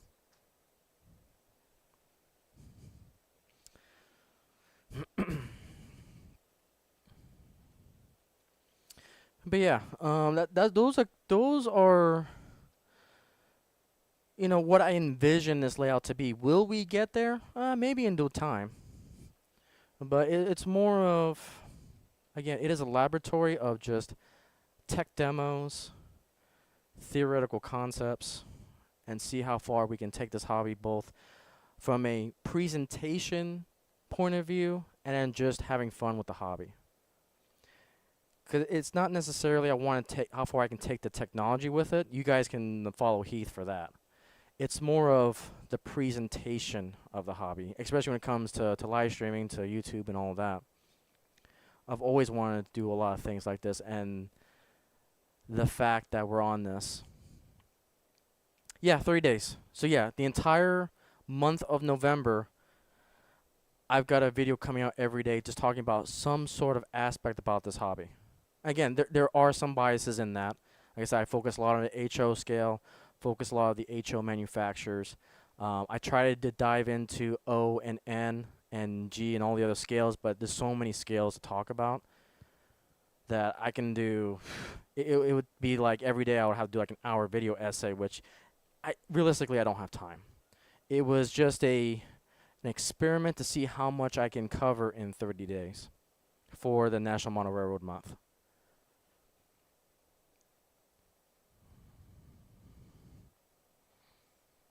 So yeah, we talk about everything. We talk about everything.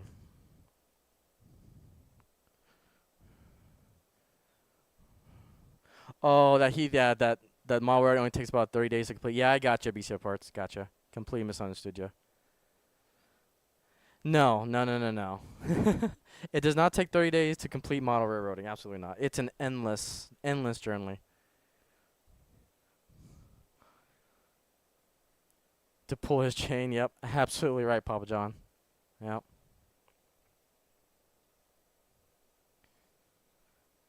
So I know about the free source cameras, Eric.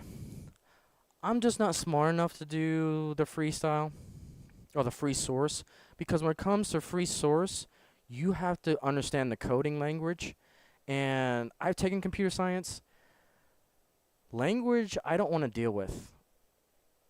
And you know, we kind of talk about this concept about time. And you know, we have a finite amount of time, and how do we want to spend that time? I personally do not want to spend that time trying to figure out code ever again in my life. I want to do the bare simple necessities of coding, not to the degree that you will need to do the free source cameras. I rather deal with what I can buy commercially. And so that's what you see here. Is everything here is basically commercial products that you can simply buy and put it all together to get this style of presentation. That's the rabbit hole that I'm going down, because I do not want to deal with, free source, open source. They're interchangeable technology or terminology that I see.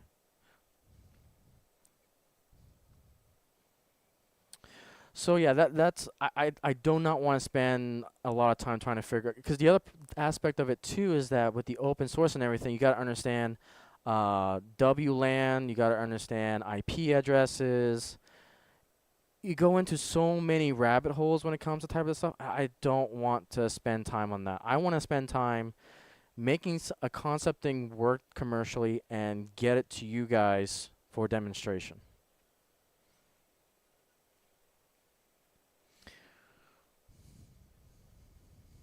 So, and then that's just, that's the way I'm taking it. My approach.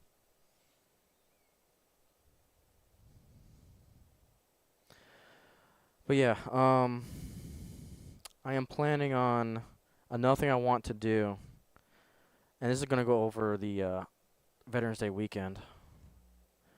I want to get my signaling system back up because I've got, we continue going down this rabbit hole of interchangeability. And one thing I've been wanting to figure out is how can I interchange signals. So what I'm going to do is I'm going to go ahead and I'm going to get out of this. Now that I know that this configuration is possible, and I want to talk on this mic. So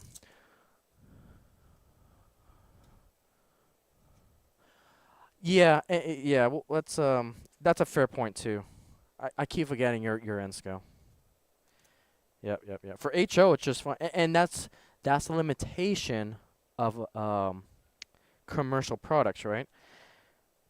There's very few products that can actually be used for N scale. I'm fortunate enough for HO scale to have a few things of that's an option for me. But you make a great point. N scale, you need those free source and open source cameras. So yeah. All right, give me a hot second. I'm gonna switch the mics and be right back.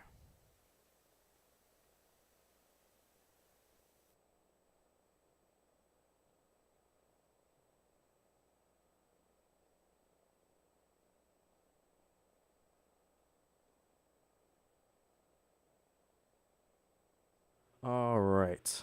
So I think let me adjust my gain here. Oh, what camera is that, Spillark? What camera is that? Again, I am completely naive to N scale tech.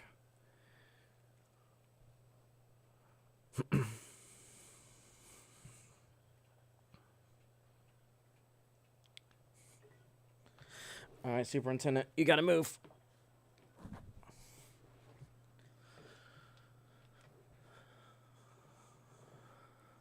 Okay, so we talked about the concept of interchangeability. And for modulars in particular, I've been experimenting with these interchangeable signals. Now what I've done is I've got a small little tape that's magnetized, and I have a little tape on a modular. I've got what's called the testing range modular that has this little strip of magnetic tape. And right now I don't have the proper connector for these, but this one I do. I'll show you on this signal head. So what I've done is I basically soldered the wires for the signals to a connector pin. And then that connector pin goes to like an RJ20 or 20. Don't chew on that, you goober butt. My cat's chewing on my signal. No, go. You're grounded. Nope. Get off. Bye.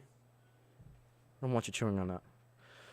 So the concept is I have basically a small little hole on the testing range modular that I feed this through. I connect it to the modular, and then that connects to the rest of my signal system of Digitrax. And then when I'm done and the modular's got to be put away, I disconnect it from the modular, remove the wiring out from that hole, and now I can protect my signal heads when I have to move that modular. So again, this is all theoretical right now. I'm trying to get the actual work in progress, but again, it's just another step to get interchangeability. So I've got this one right here, and then the double head signal. I still got to get that connector soldered, but we'll get there someday.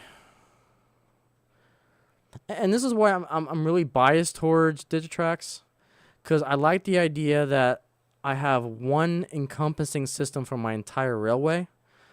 And other modelers, you know, will have something else. They'll do what system works for them. They may have disk tracks to run the trains, but they may want to use like an LCC layout, because LCC gives you the advantage of not needing a computer to do signal logic. Because with my system, one thing that's flawed about it is that I need a computer to do the signal logic. I need JMRI, which I'm fine with, because again, I want to control my railway from my dispatching table here. So, yeah. All right, Ohio Steam and Steel, thank you so much for dropping by. I appreciate that.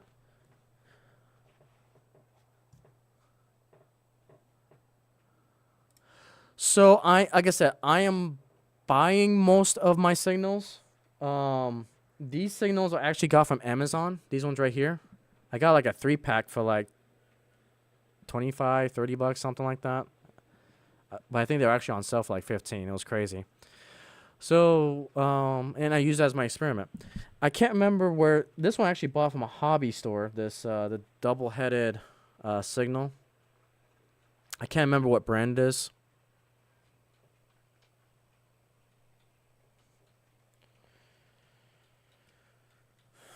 But yeah.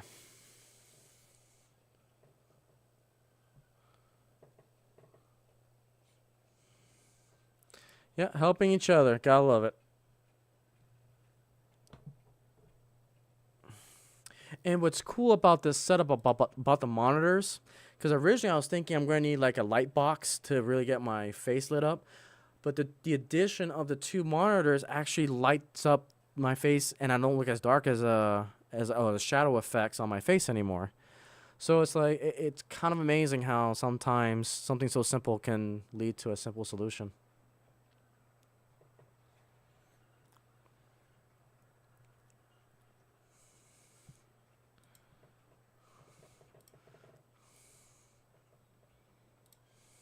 Everyone's saying good night. I love you guys so much. This community, this family. I call you guys, if you're here on the channel, I typically call you guys the Icey family.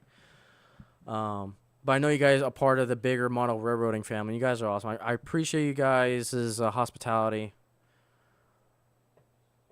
It's a great thing to see. I love doing this stuff. Like, it's definitely my passionate. For control points, yeah. I'm not prototypical. You guys know me. I'm not prototypical, so I'll put signals wherever, to be honest with you. I'll try to be a little prototypical, but I'm anything but prototypical. I mean, we got where is it? We got a German train here pulling Amfleet cars. Yeah. Yeah.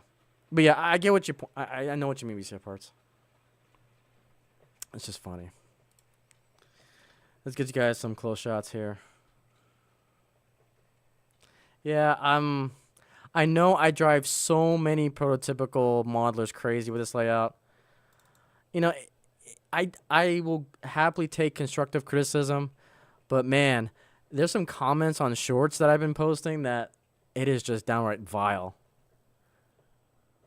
Like, I've pissed off so many people on the prototypical side of things and the rivet counters, and it's like, guys, it's just a hobby. Yeah, exactly. Just do what makes you happy. Relax. I'm having a lot of fun doing this. But it doesn't get to me. I just laugh. I just laugh.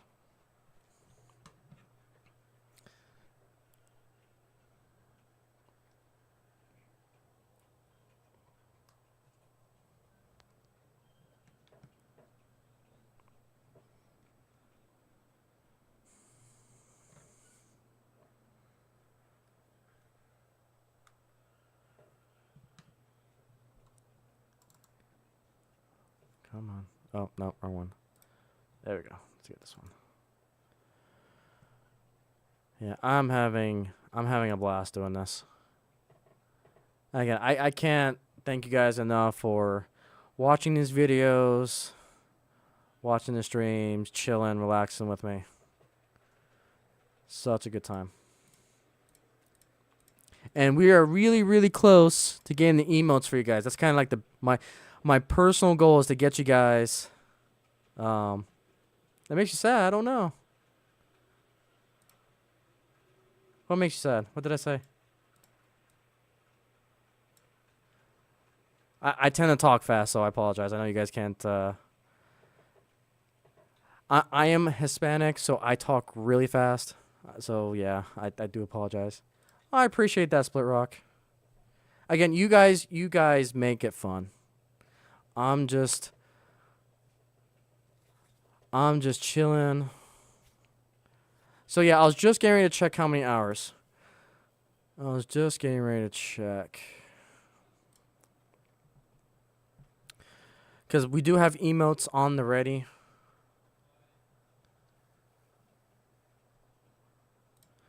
So let's see. YouTube Studio. I think last I checked we were like 350 hours away. Which again, it's not on you guys. It's on me to...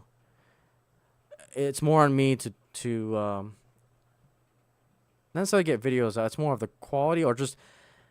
You know, it's on me to get to that. But what I really want for you guys is those emotes.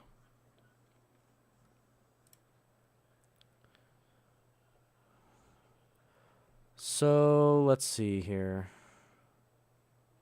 No, actually, no, we're a little bit more on the hour side. We are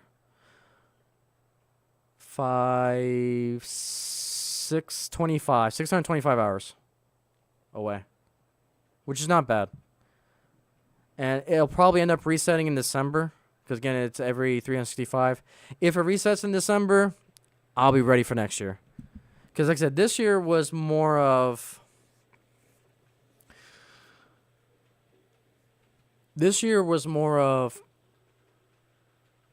how can I make this fun for me and get videos out? How do I figure out my production schedule, my production style, how to transfer data efficiently? It was a lot of things that I was experimenting with. How do I stream model railroading?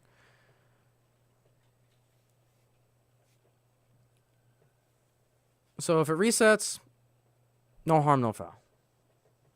It was a good run, but we'll definitely get it next year. Absolutely, we'll get it next year. Now that I've got a schedule, I've got a routine, I have a production style. So much fun. So let's see.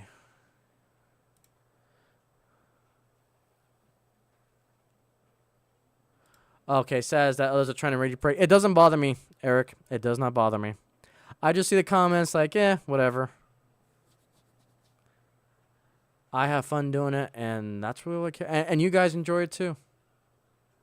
The amount of people that enjoy the content, the amount of positive comments that I get compared to negative ones are like 4 to 5 to 1. I do, Papa John. I absolutely do. The reason why I'm not doing it is because of laziness, which I know is going to catch up to me, knock on wood. But that modular right here, Harbor Point, is going to get swapped out. One of my goals is to get that replaced with Icey Mountain, which I've done an AnyRail video on it, and Splitwork actually had some good comments about it too. So it was a community effort there. Because the reason why I want to get that swapped out is I want to build my Kirby yard going straight into the closet, so I have a staging. And it's going to be called the Kirby Interchange Yard. It's going to be a yard for my staging when I do fun runs like this. But then it's going to be an interchange when I do my operations. Or foam, yeah.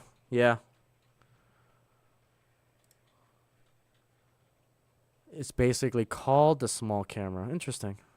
Very interesting.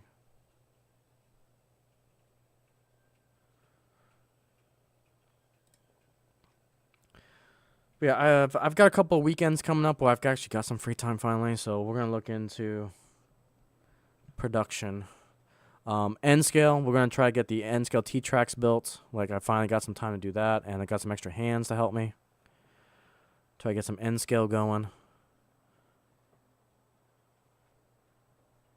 Collection corner, yeah, that's fair.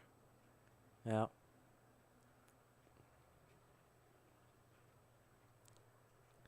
We'll probably dedicate this camera to Collections Corner.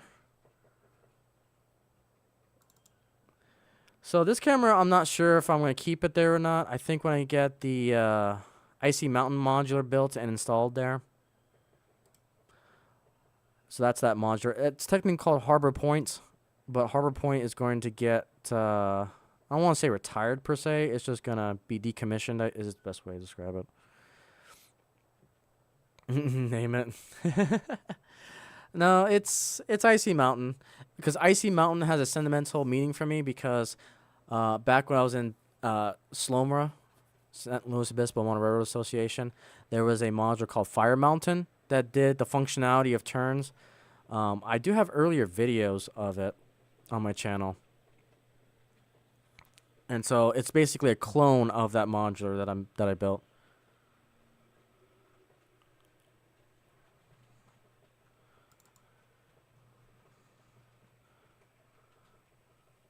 But Collection Corner is not bad either.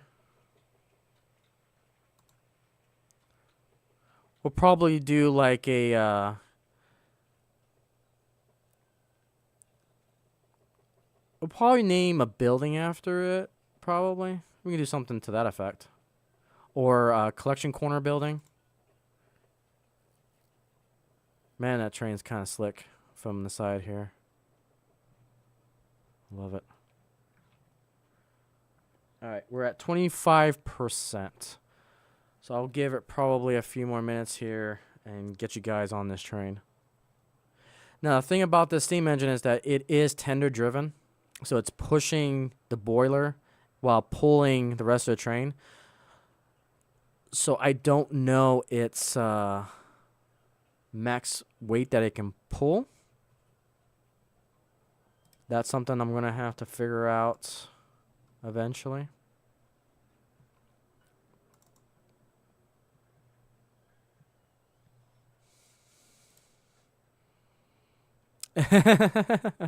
So I did have 2 trains in my entirety of this new layout go off the cliff. I had my front runner train fall, but it survived. And then my Southern Pacific daylight cars, I had one tumble and broke the truck. It snapped the pin right off. And so I got to do some modifications, do a screw pin connection to the truck. That wasn't fun. It was for last stream, actually. It took a tumble. No. Let's do this. Yeah, good idea. Yeah.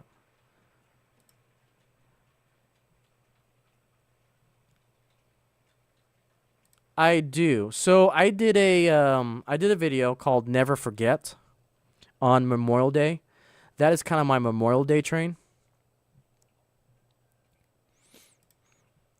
So that train will typically only come out during Memorial Day. So I know Veterans Day is coming up, but Veterans Day is to celebrate those who have served and, you know, come back alive from the wars. Whereas Memorial Day celebrates the POW, MIA, KIA for those, you know, for those who didn't make it back. So that's kind of the meaning behind it. So that is my POW, MIA train for that special occasion. All right, Eric, ANC R&R, thank you so much for dropping by. Have a good rest. Yeah, I know my stream time's not that friendly on the Eastern Coast. So I perfectly understand. Feel free to catch us on the replay.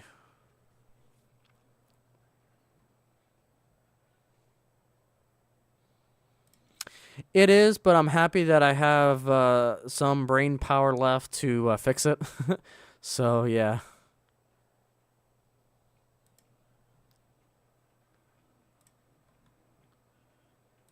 You had a whole shelf fall. Oh, my goodness. When I put up these shelves, I made sure that I hid at least 2 to 3 studs. If not, I made new holes to make sure I hit studs. So each one of my screws on my shelves hit a stud. I made sure of that. before I put any of my expensive engines on there. But it's not necessarily expensive. It's you know, these freight cars, if it falls, yeah, no harm, no foul. But I've got engines on there now, so it's like, yeah, I want to make sure that they don't fall.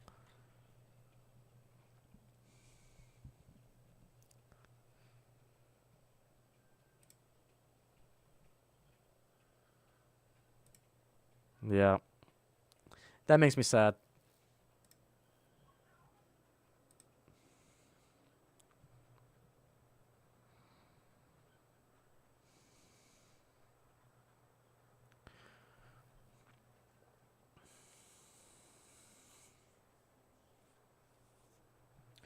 All right.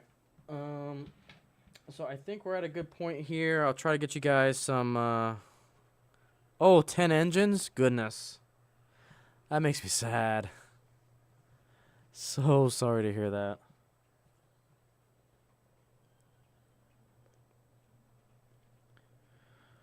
Alright, let's get this all reconnected here.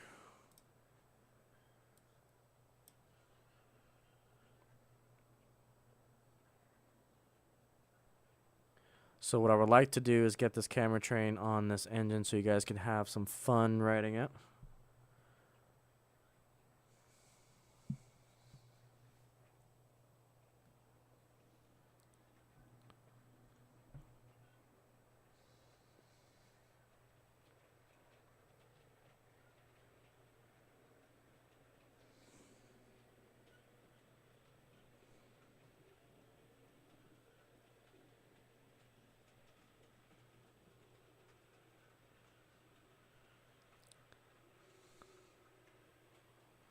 You had to buy 20 more, man.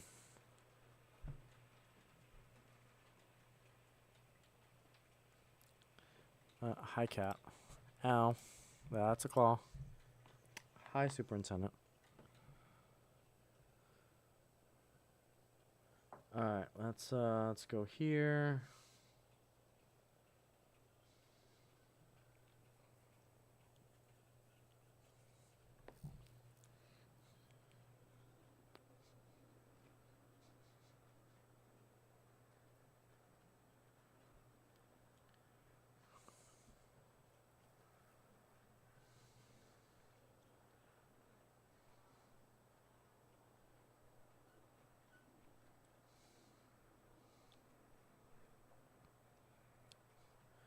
Alright, come on. You can do this.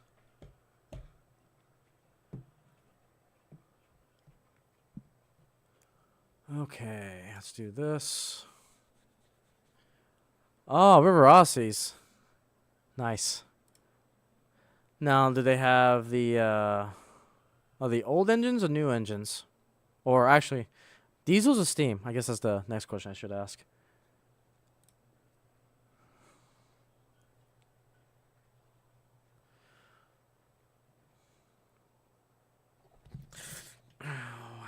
Kitten. Why do you do that? And you give me kisses to bribe. You scratch up my arm.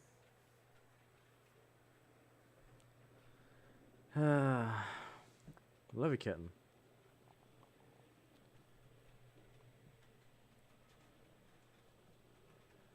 Steam engines. Do they have the engines in the or not engines? The hi. Oh, hi. Jeez. All the love. Oh, okay, hang on. Are the motors in the cab or are they in the boiler? Because if they're in the cab, those tend to not typically last over the years. The ones in the boilers themselves are the second generation River Aussie motors, and they tend to last. They're much better long-term runners. That's usually what I ask when people buy old River Aussies. Like, okay, is it Gen 1 River Aussie? Is it Gen 2?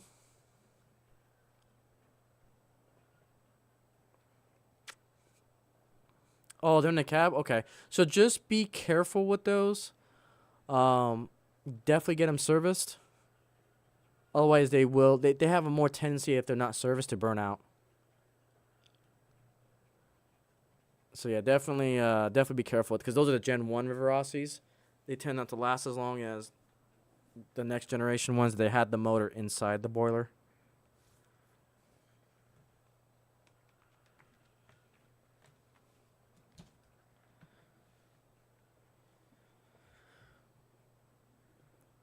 And in that case, on how to service them, I will point you over to SMT mainline, because he's got a plethora of videos already when it comes to that type of stuff. And it's usually not my area of expertise. My expertise is trying, presentation on motor railroading. Okay, so what we'll do now is we'll get you guys on board before the my phone here quits on power.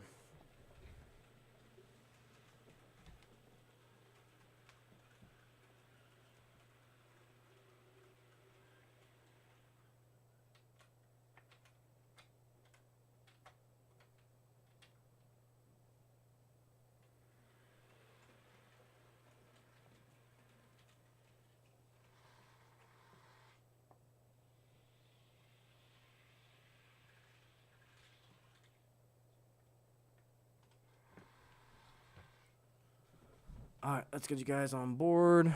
This would be the 2-camera.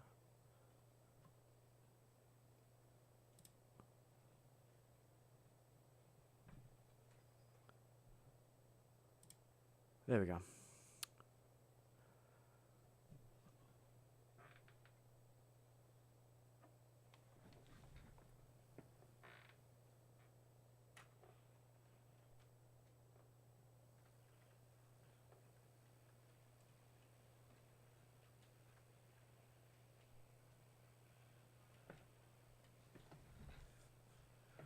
All right, there we go.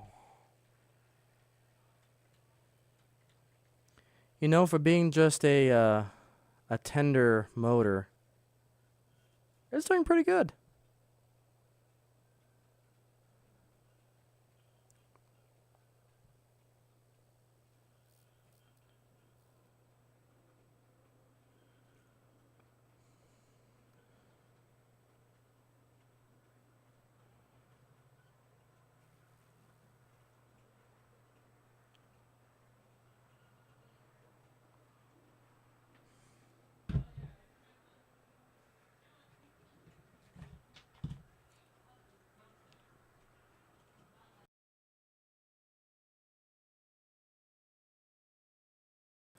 So one of the other things I forgot to mention about these microphones, the receivers are small enough.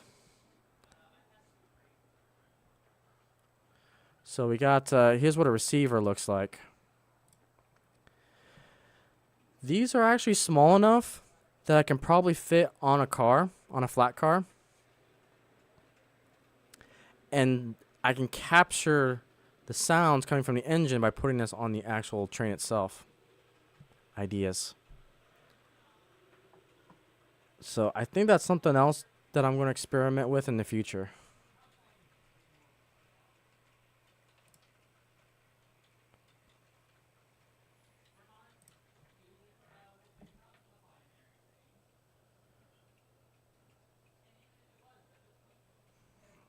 Get you guys that front view perspective.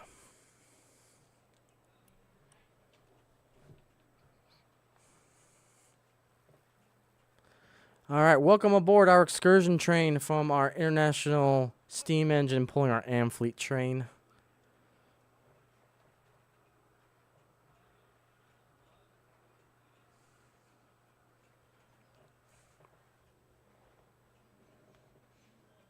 You don't like the Tyco ones? Yeah, the Tyco ones, I believe, have that pancake motor, if I remember correctly.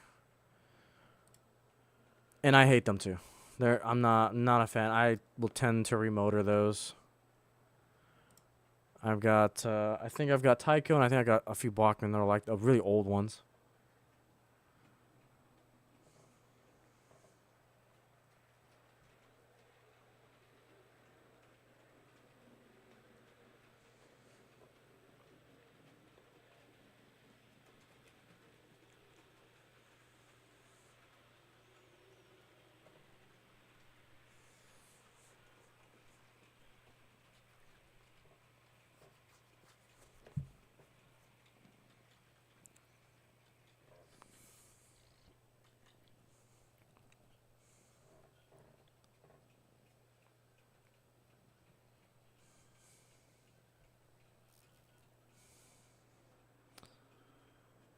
Oh, a new BLI. Nice. But DC or DCC ready?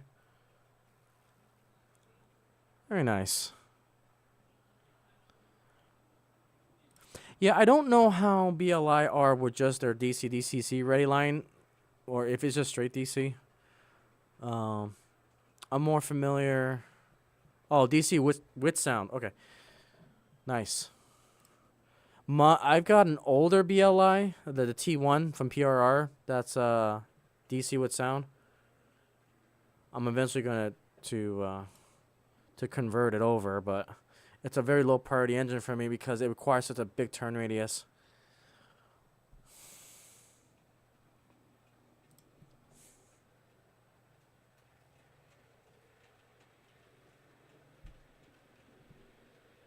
This cat. This cat is so needy.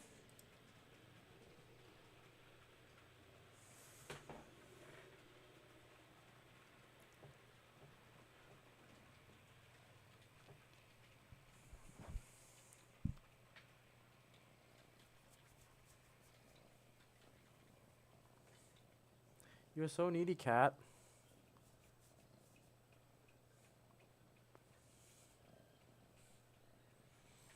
Hmm.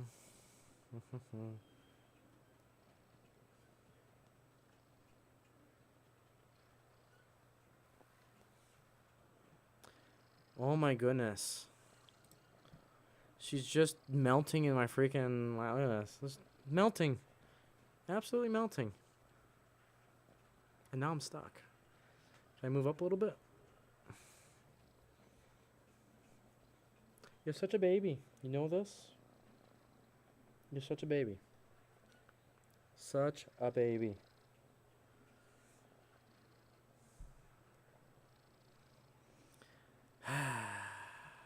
Yeah. Get you guys the two camera perspective here. Assuming this cooperates. I think it just crashed. Hang on. It's not cooperating. Alright, pumpkin.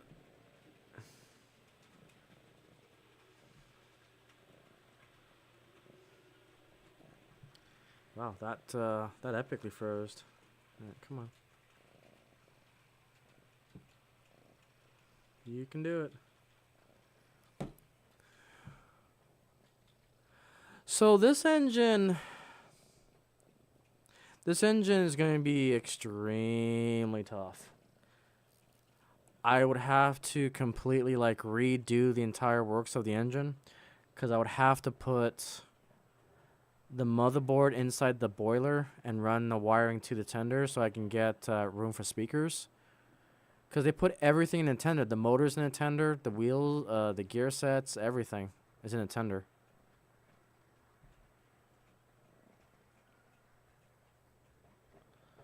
So for now, it's just gonna stay without sound. Not to mention, I don't even know where to begin to find a sound file for this thing. I mean, I know I could probably just use like a generic Steam, but it probably wouldn't sound right.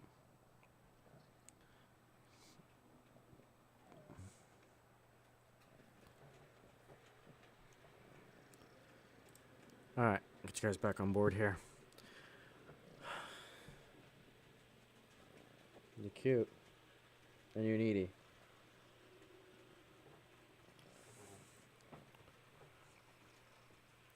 Yeah, you're gonna add DCC to it? Yeah. Nice. Nice. Yeah, I'm still on my journey of installing DCC decoders. Really, what's been holding me up on doing a lot of it is just cost.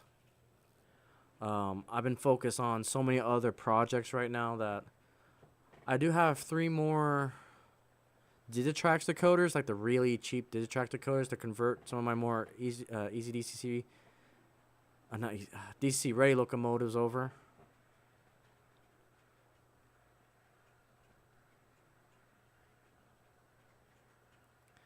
Yeah, I got a lap cat. I got a lap cat. Absolutely. Hello, Randall. How are you, good sir? been watching your Kit Classic videos and live streams. Definitely cool to see. Been wanting to get the Denver Rio Grande caboose from Scale Trains to put that together, because I've been actually looking for that style of caboose, and that's actually on my radar.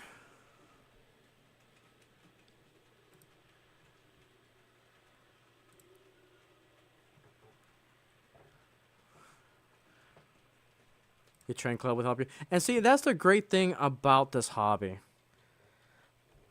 Like finding clubs, finding hobby stores, finding mentors.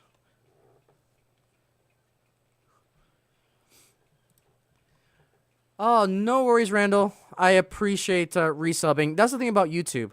YouTube tends to glitch and unsubscribe people. It's kind of crazy especially when they do a lot of their updates. If you're not like hardcore following, a certain person, it will just randomly unsubscribe you. So I do appreciate that. I do appreciate that. So yeah, if you're just joining us, if you're lurking in the background, there you go, guys. 13 away from 100. Let's get Papa John at 13 to 100 there. Get him to that milestone. Our resident master collector in the Icey family. Let's get him to 100. No, Google. Google, go home. Sorry for those who have Google.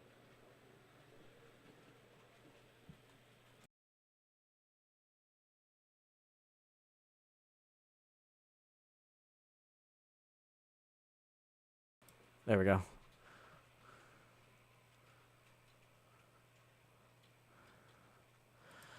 Funny you should mention that, Randall. At the very beginning of the live stream, I tend to do latest news. Funny you should mention that. We actually talked about that. We'll take a quick field trip here. Yeah, I saw it as well. So yeah, we talked about that. I'm gonna make a video on this as a Icey Rail news. Probably tomorrow we'll get this video out. But yeah, they got a new lineup of their. Okay, what did I press? Let's press this. Yeah, so they've got their AC 4400s here.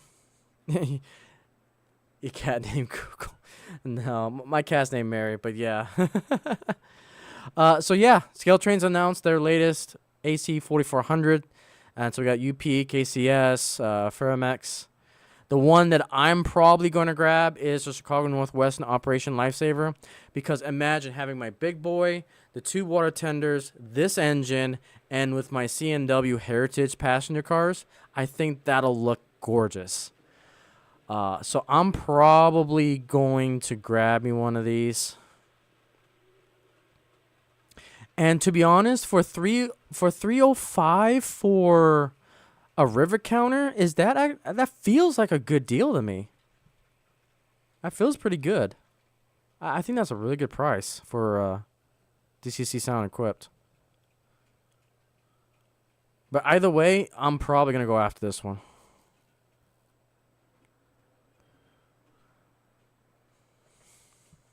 But yeah, super, super excited for that.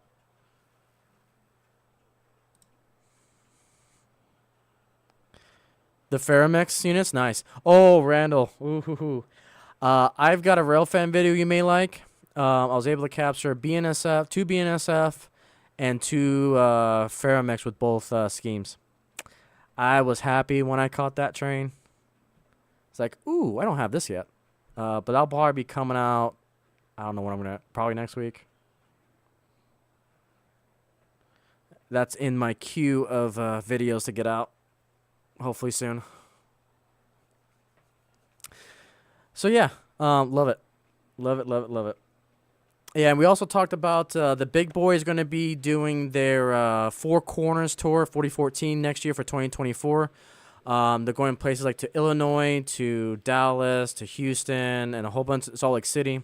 I will take some time off, and we're going to go ahead and rail fan the crap out of that thing, because it's got to go through San Antonio either from the two cities or going to the two cities. So we're going to follow the big boy from Dallas to Houston, wherever it kind of goes from there. So super, super excited for that. Walthers came out with a new catalog for 2024-2025. What other news did we have?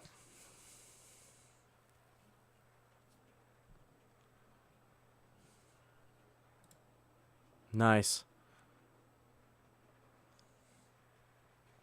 You got 2 pumpkins today. Nice.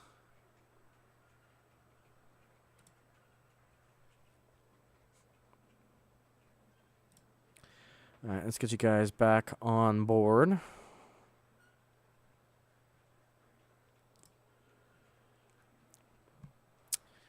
So yeah, guys, if you're just joining us, we are celebrating the world's greatest sandbox hobby with the National Model Railroad Month for November 2023.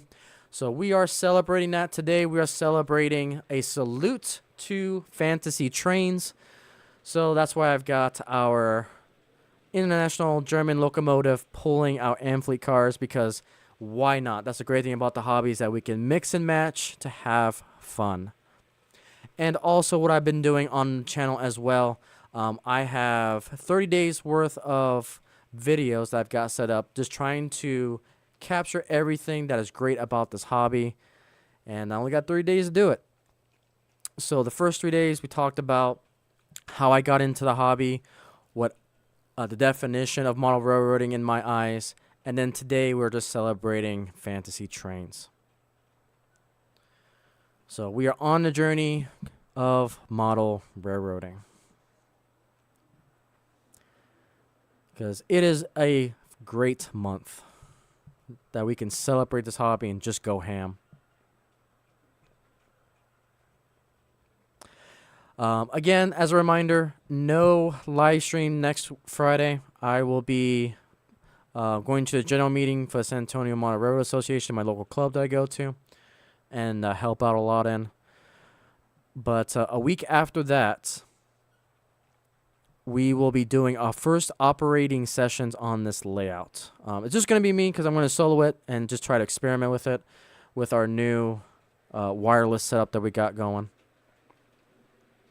And we're going to try some operations as part of the National Model Railroad Month. So you'll get some fun run here. We'll do operations. And then I think for the last stream, as part of the National Model Railroad Association, we'll just talk about the state of the hobby and run trains while doing it. I think that'd be kind of, or I know what I'll probably do. I'll probably test out my Video Ninja and bring you guys in on that one, because I don't have Video Ninja set up for that, and then we can just talk about the hobby. So that's probably what we'll do. Let's see, in 3 weeks. Let me get the dates here. Bring up my calendar. So yeah, no stream on the 10th. 17th we'll do operations. So we'll probably do. Oh, that's the day after thing. That's Black Friday, isn't it? Huh? That's gonna be fun. So it's gonna be a Black Friday stream, because I think 23 is Thanksgiving. 24 is Black Friday. Yep. Video Ninja was developed. It's a plugin for OBS that allows me to bring in guests through OBS proper. I've experimented a few times on this channel, but I determined that I needed more monitors to really get it set up the way I want to. Now that I have those monitors, I can start really getting into Video Ninja. Because I discovered, and I needed a better computer too. That was the other thing. Now I got a better computer to handle it. Got a better CPU, and the 16 gigabytes of RAM is going to help with that.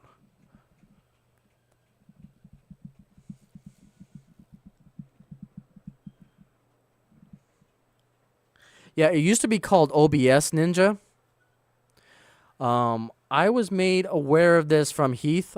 Heath uses it a lot.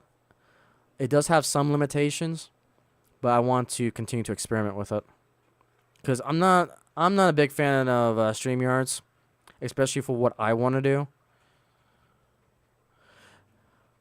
No, so StreamYards is typically the one that everyone uses. And what StreamYards allows you to do is several things. It allows you to send out a code for people to join into a multi-camera perspective. It also allows you to connect different YouTube channels together so you can stream the same content on multiple different channels. I'm surprised we don't do it more in this community, to be honest. I've seen it done a lot in the sports community. There's some sporting YouTubers that I follow, Tom Grossi, Brendan Perna, Clickbait, The Urinating Tree. They do multi-stream, and I think it was done once with Multimedia,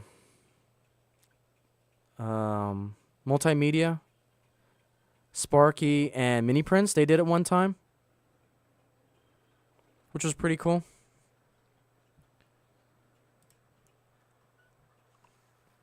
Mystic Railroad, how are you, good sir? Welcome, welcome.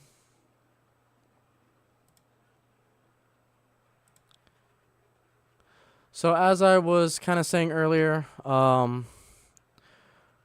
do all the cameras. Let me get away with. Nope, not phone. No, we do want to do the phone. Let's do the phone. We'll also bring up the engine here. And I'll get rid of my face for a second. So we finally have the new computer. We have finally the 4 monitors operational. And over the course of the past week, I was setting up my new wireless XLR mic so that way I can walk around the layout. We kind of demonstrated that a little bit earlier in the stream, that I can walk around freely. I can watch chat on my phone, control it from a different tablet. And it was so much fun walking around. So we're gonna do ops in 2 weeks on this layout.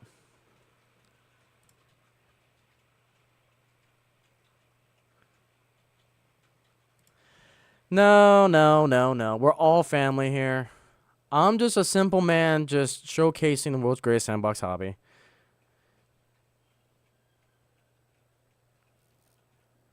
No one is a low breed. 5 more cabooses. Nice.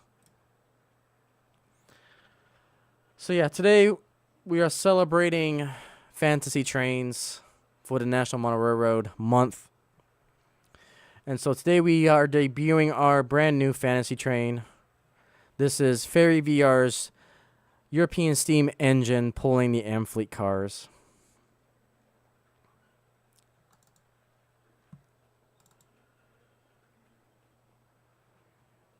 This is an interesting view here.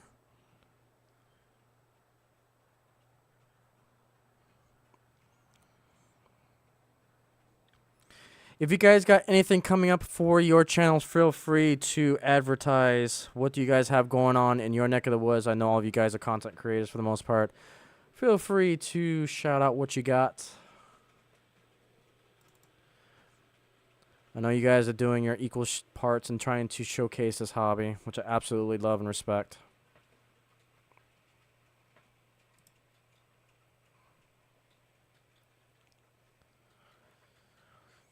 Yeah, we got our winter German train here. Got an update coming? Nice.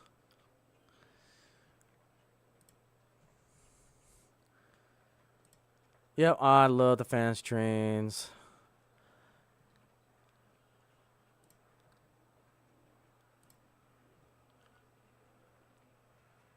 This engine is running pretty smooth. Yeah, you guys are seeing the debut running of this engine as well. So, first time running it, first time with the fantasy contest.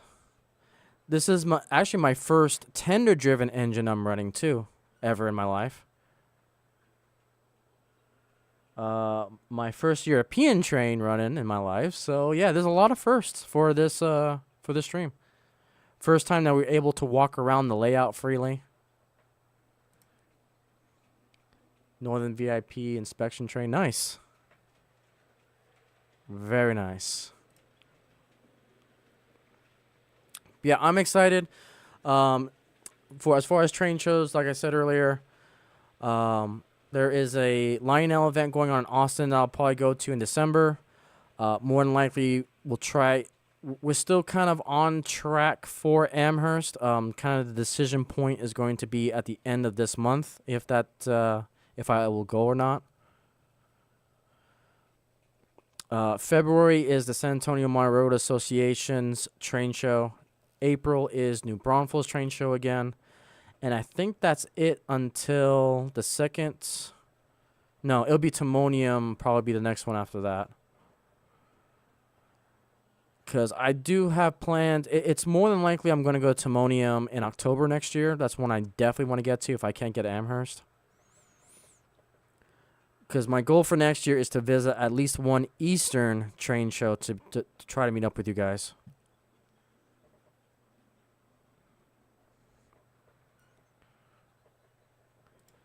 Yeah, you got. I love your videos, Randall. I just love that perspective from like a crew perspective. I know. I don't think you're part of crew. You're crew support, to my understanding, but it's still, nevertheless, it's cool to see that insight. Yeah, you got some good stuff. Mystic, I know you're working on your N scale. Papa John, our collector, that tri-rail content. I love it. I love this hobby. I love this community.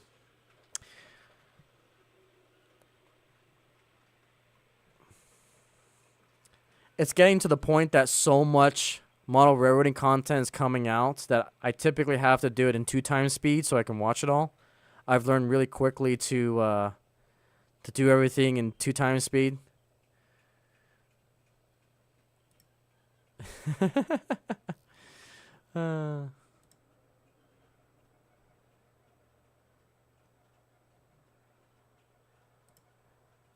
Right. Yeah, no problem. I try my best to, because that's the thing. I don't watch cable anymore. All of my, like, in my leisure time, I'm just on YouTube watching videos. So, I do my best to get you guys your hours, your views, and all that stuff, because I love it. And I tend to learn a lot from watching.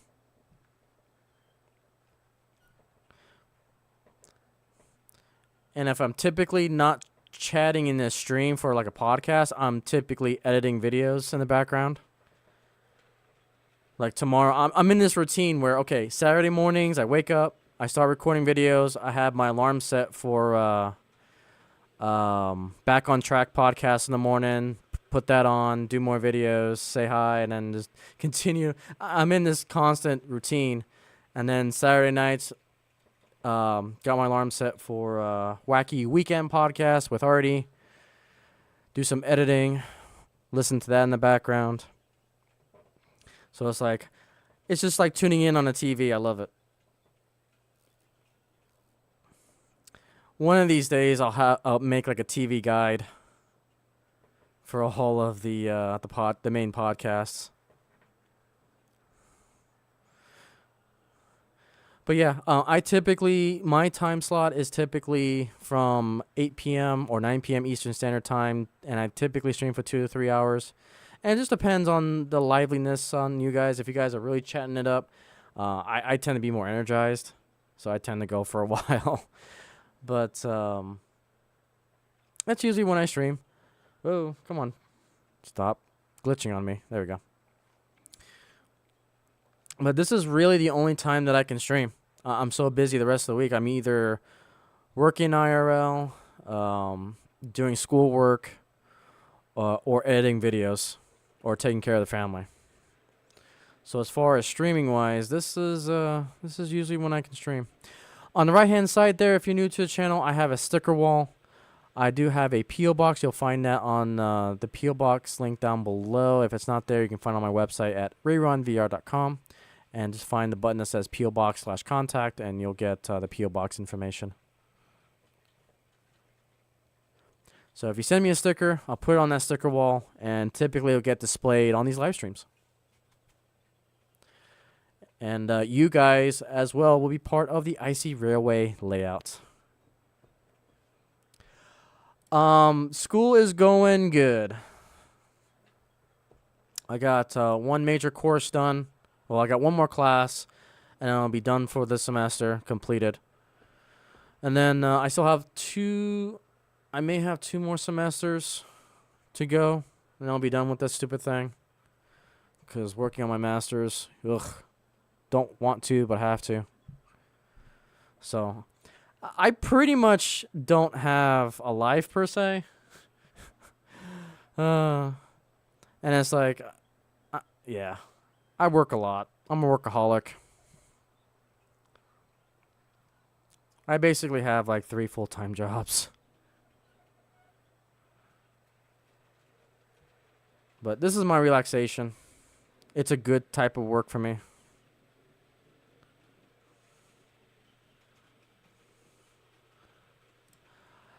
I have the whole box set of, I've read the first, so I'm a big manga fan, and this makes me super excited. I've read the first volume of Demon Slayer. Right now, though, I am stuck on One Piece. I don't know if you've seen the live-action One Piece, Randall. It is the second favorite show of all time, the best show of the year for me this year. Yeah, I'm a huge manga nerd. You should see my library. It's absolutely nuts. I'm trying to, Mystic. I'm trying to. Again, I tend not to share stuff outside of model railroading because I wanted to promote escapism. So, but there are days that I'm grateful for other content creators because it helps me just get through things. That's why everyone else doing podcasts, doing videos, believe it or not, each and every one of you have contributed to just me getting through life. So that's the great thing about it.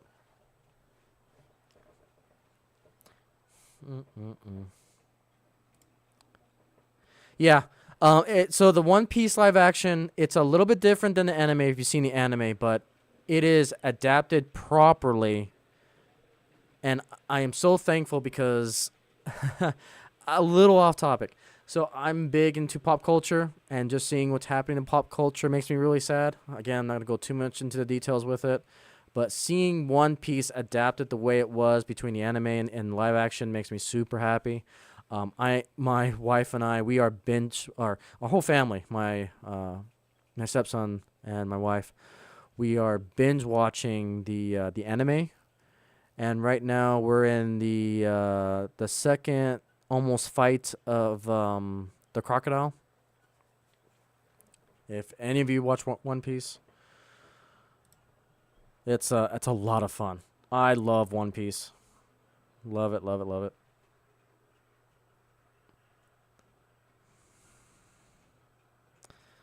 That blue engine. So the blue engine, there's a couple of them on the layout. We've got a switcher that's MPL, Missouri Pacific Lines. And then we got the other Missouri Pacific. I think it's a GP38 switcher that I got on the layout. It's going to be part of my operations train.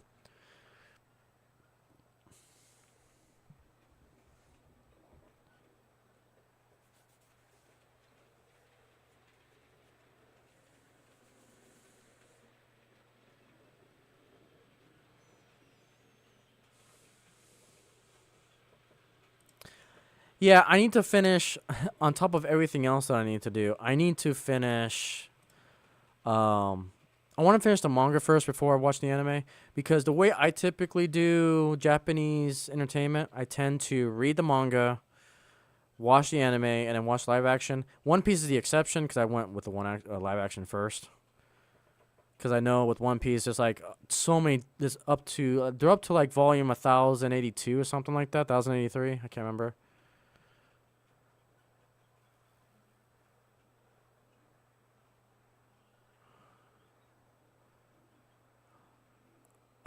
Send what, Papa John?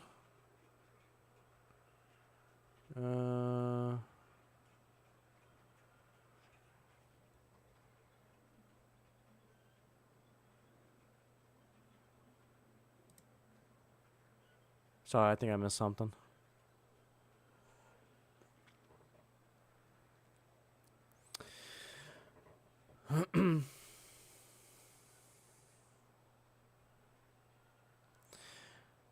Do.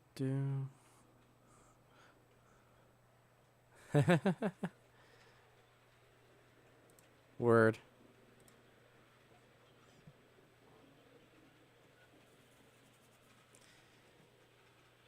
Yep, yep. Anywho.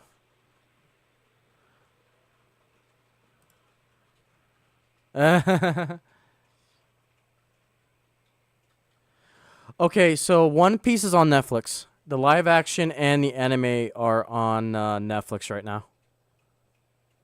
So we've been binging. If you're into pirates, then you'll enjoy One Piece. If you like Pirates of the Caribbean, I think you will like One Piece. Because that's what this reminds me of. But it's the pace. So the anime pacing is a little bit. It can get a little bit long and dreary. Just take it slow. Don't rush it. Don't try to binge it. We were binging and we watched like 24 hours worth of One Piece one time. So yeah. So the ones on Netflix aren't censored. They aren't censored. They aren't. It's the real deal. So yeah, Netflix is the place to go for One Piece because they got the rights to the uncensored anime. But yeah, the current manga that I'm reading. I'm sorry, it's kind of gone into the manga side of things, but yeah, yeah. And that's fair. It's not for everyone.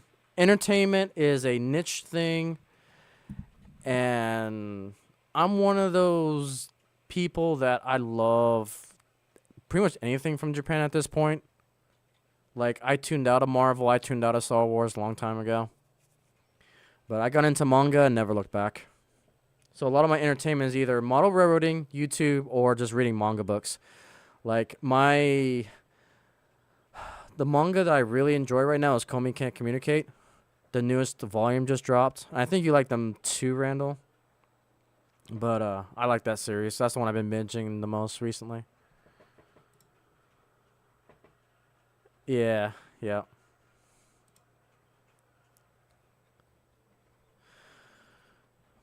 But yeah. And I don't know if you know this, Randall, but I actually do have another channel called the Mangaverse. When I get more free time, more into my retirement years, I'll probably get that channel back up and going. But I've been reviewing manga books. That's another big aspiration of mine is just review many volumes of manga books. So the Mangaverse channel is kind of dedicated to that. But I haven't done anything with that in over a year. Longest day, favorite movie, nice. Yeah, I think I really got out of touch with movies. I have personal reasons why I don't do a lot of movies anymore. I think the last movies that I saw was with the wife. The wife really wanted to do the Barbenheimer meme movies. I hated Barbie, hated it. But Oppenheimer was the best movie that I've ever watched. It was really good. I liked it. I think so. I never got into Dragon Ball. Never got into it. When I grew up, it was the dominant stuff that I watched was Batman the animated series. It was Digimon. It was Beast Wars, Transformers Armada, and Sailor Moon. Those were like the big ones that I watched. The old school Toonami. And just I never could get into Dragon Ball.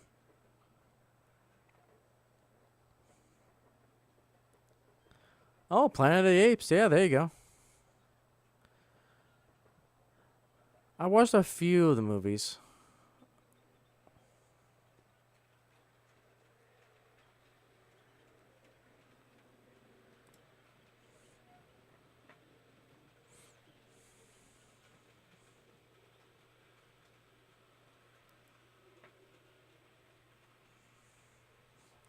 Alright, let's get you guys on the 2 camera system here. And of course, you are going to crash on me again. Okay. I see how it is, phone. Now, granted, there is an update for it. I've been lazy in updating. Oh, yeah. And Batman Beyond. Oh, absolutely. Absolutely. Batman Beyond was good. It's like a part of me wishes they would do a live adaptation of Batman Beyond. But another part of me says don't touch it with a 10-foot pole. I know you, Warner Brothers. I've seen what you've been trying to do lately. No, don't touch it. Just leave it alone. Don't touch it. Oh, Apple and Costello. Yep. Yep. Classic there. That's another thing I gotta do. Is I gotta start watching some of these classic movies as well. My wife is big into them. I need to find some time to do it. All right, let's get some real fanning in a little bit.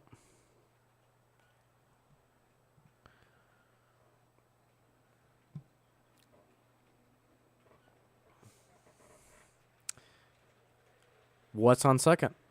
And who's also on third? Yeah. Yep. Yeah, I once Avengers Endgame, I saw that movie. That was like my capstone in watching superhero movies, like modern day superheroes. I am definitely checked out of everything else that's come out lately. Like I didn't like I watched She-Hulk and that was like, yeah, it's not for me. I'm done. And then Star Wars too. Star Wars, if you ask me, Star Wars was 6 original movies and that's it. Like Rogue One was okay, but meh. Young Frankenstein, yes. Yes. Young Frankenstein is so good. Actually, let me put it this way. Anything Mel Brooks is good. Like Spaceballs, yeah, Young Frankenstein. Yeah, absolutely. Absolutely. Man, this blast from the past. Love it. All right, let's get you guys.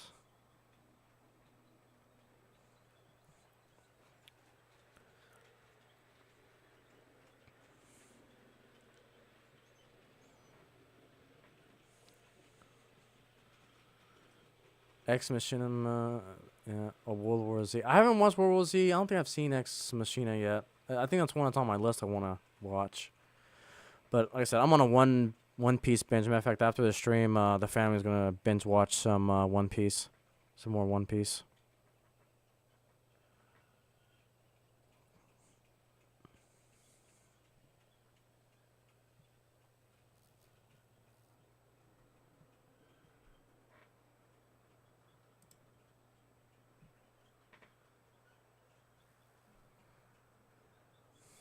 Get you guys a nice slow pass here. I haven't seen that one. So Graves Ghastly. All right, get you guys a nice close-up shot here.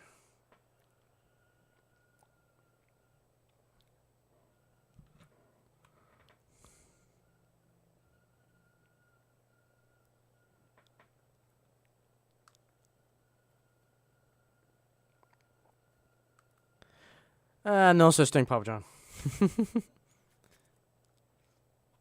You're young at heart. That's all that matters. That's why we play with trains.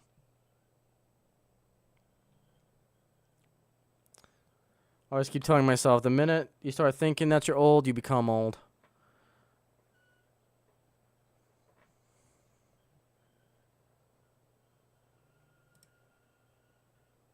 Well, this will be a good view to keep it on. Matter of fact, let's get you guys inside the building. Now look at that view.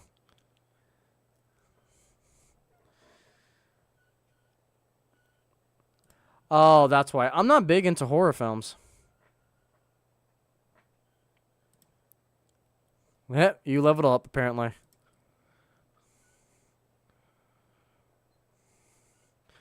Was it a Bachmann GS4?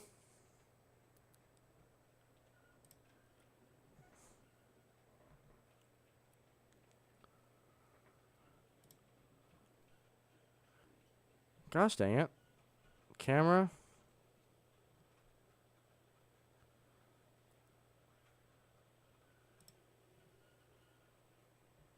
Yeah, I really need to update this.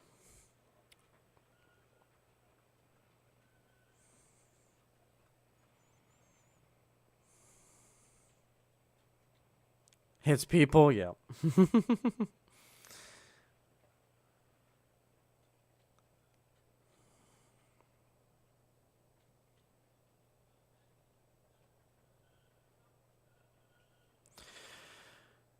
Yeah, and that's kind of why I'm doing this stream, because my very first fantasy train was a Bachmann Spectrum DC GS4 Daylight. I can't remember the numbers. It's been so long. 2003. Yeah, then it's probably the same one that I got. It came in a silver case. Well, it was the box was painted silver with a top lid. You had to do a side load. That was my first Steam, my first fantasy, and I basically put that GS4 with an M fleet. Not particularly these cars, because these are rebought. But I put that GS4 with the Amfleet coaches, and that was my very first fantasy train. So it got everything started to mix and match, and which kind of steered me away from being prototypical. Now, I will admit, I do have a bug for prototypical. And the bug is, if I would ever to do like a prototypical layout, I mean, it's not going to be prototypical per se. It'll be a freelance layout, point to point. And I would want to do a switching point to point layout based off of the Missouri Pacific. I'm getting a real, like the bug has bit me enough. And I do have the monitors to make a point to point. I'm just trying to figure out where to put it. White and a blue box. Okay. Interesting. Yeah, mine was kind of a silver box. Bachmann Spectrum line. And when we got that, man, I was the happiest kid in the world. Like, I still remember the day when I bought that engine. Oh, my dad bought it for me. It was $200. And we bought it at the let's do face cam here. So it was part of a train show. It was the Wasatch Train Show, I believe, in the Utah State Fairgrounds. You guys can still see that train show from Caboose 121. He's part of the Wasatch N-Rail group, which I've seen that layout when I was younger. So the fact that he's providing that content, oh man, that brings me back to childhood. I love it. And same with Toyman Television when they go to the train shows in Utah. And also TSG Multimedia with the Front Runner train that they just did. It's like, yep, that's where I grew up. I rode that train. And seeing the Union Pacific lines, that's what got me into Union Pacific in the first place. But tangent aside, yeah, it's this fantasy train that got me together. That's why I did so many shorts and so many videos on my channel today to celebrate that for National Model Railroad Month.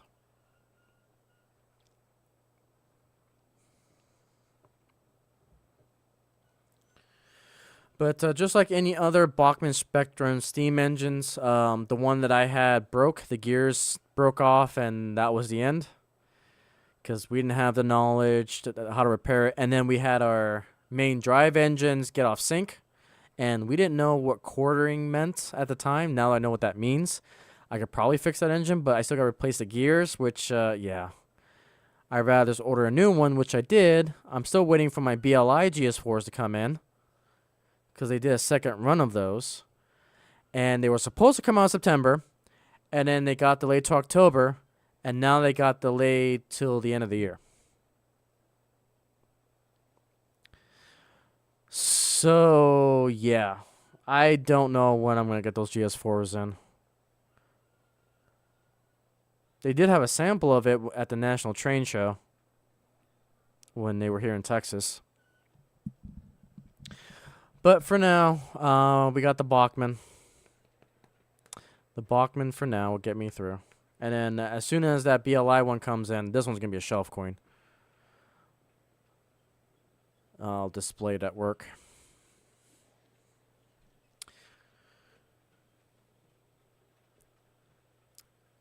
Because surprisingly enough, this one was a good runner. But I've seen the BLI and the MTH GS4s. There's just so much better. So much better.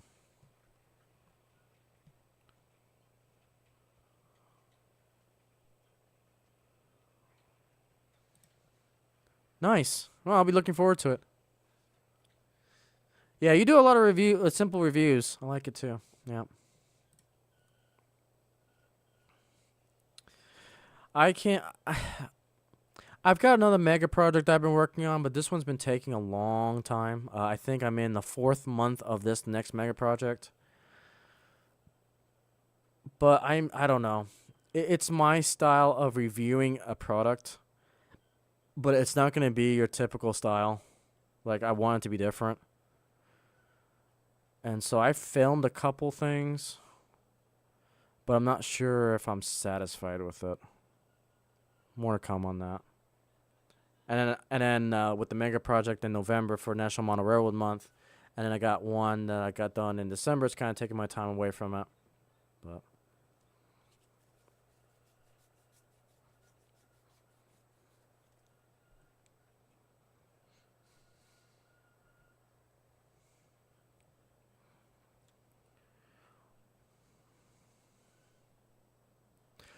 So, no, turntable reviews are going... So, how do I want to say this?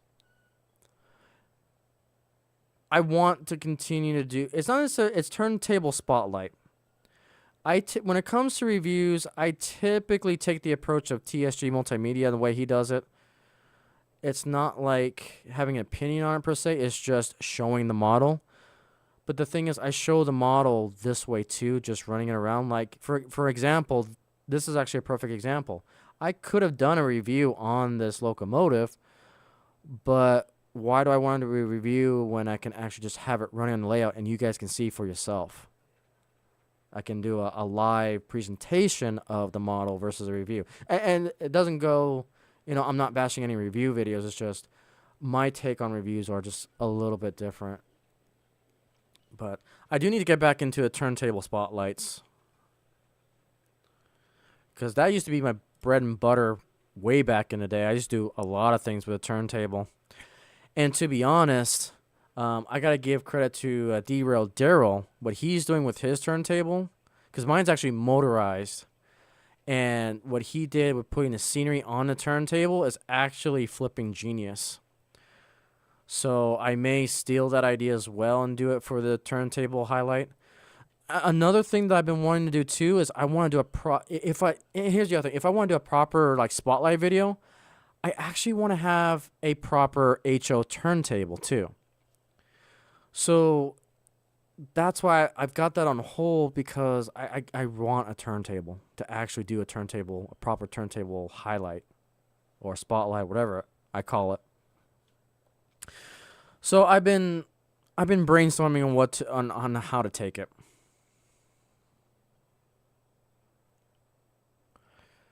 So it's still there. It's just the idea is shelved. I did like 2 turntable spotlights, and I did on the GP30s.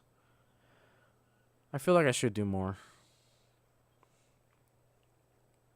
And I'll probably do the next one I'll do is probably this engine, I think.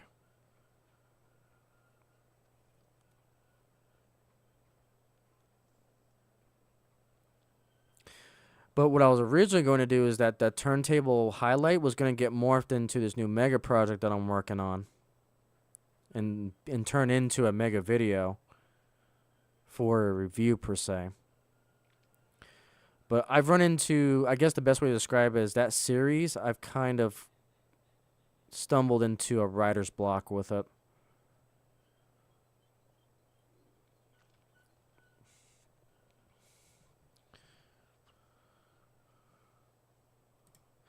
So when it comes to BLI, I will only get BLIs with Paragon 4s. I did not like Paragon 3s. I've got a few, and the problem with the BLI Paragon 3s is that their keep alive system was trash. if they even had any. I don't think they had any. And so the Paragon 3s will identify your isolated tracks or dead track, and it will stop the engine, cycle through, and then it'll power through it. Whereas the Paragon 4s, my Atlas, hang on, let me see if I can show you.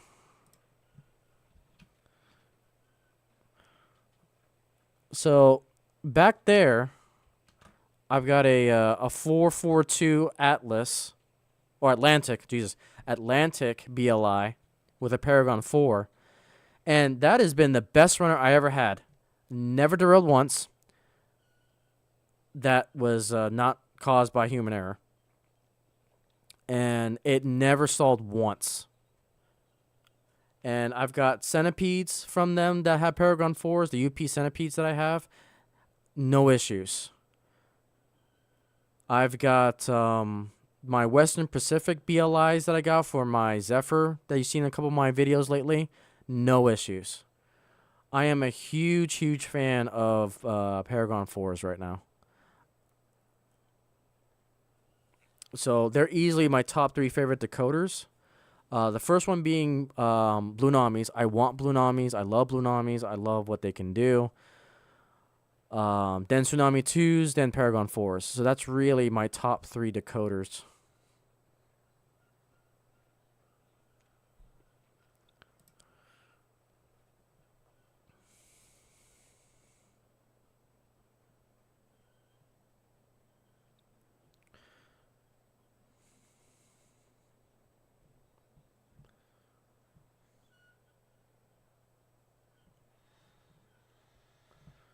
I'll quickly bring out the let's see, let me grab the Atlantic here.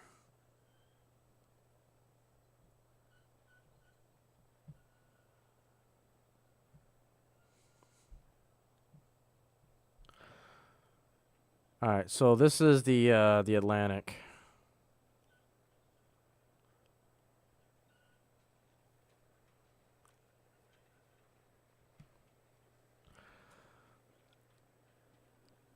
Yeah, so considering the short wheelbase for this engine, I've had no issues with it.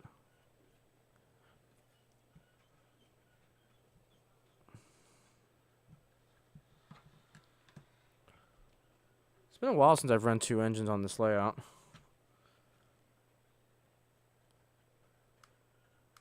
Okay, you can stop. You can stop. Go back. Thank you.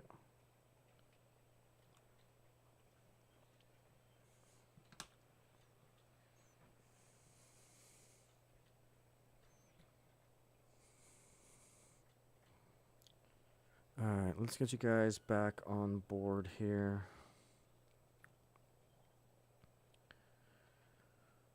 I haven't done a chase scene in a while. I'll probably do that next time, or probably stream after that. All right, let's get you to... Let's get you back to this one.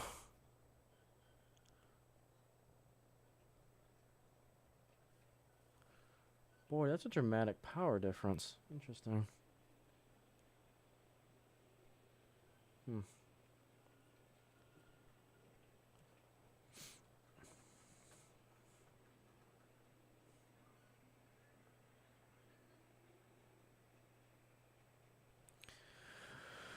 But yeah, I think BLI is one of my favorite companies right now because of the Paragon 4s. I never thought I would be saying that, but here we are.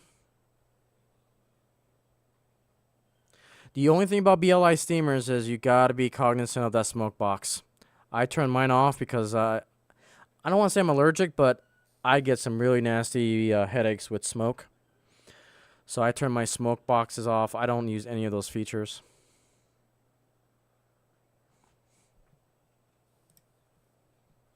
All right, let's park the Atlantic before I have a crash here.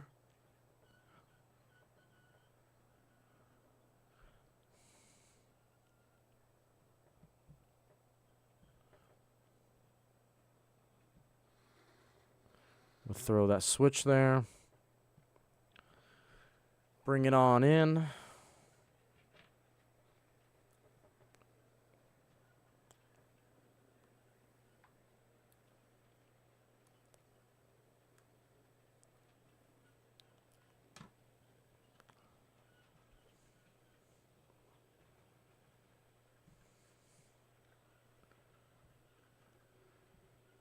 Okay, turnouts. Let's see, that's 2.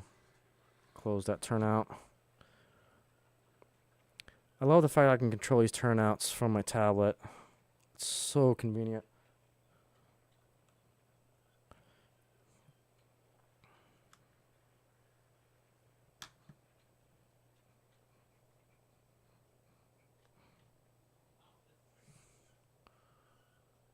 Get you back to all the cameras.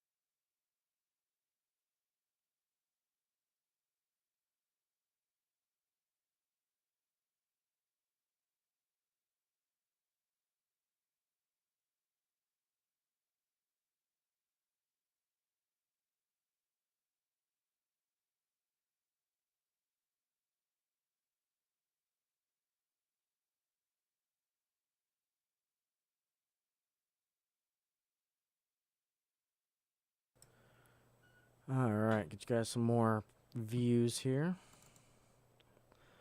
So I came up with another idea for mounting cameras.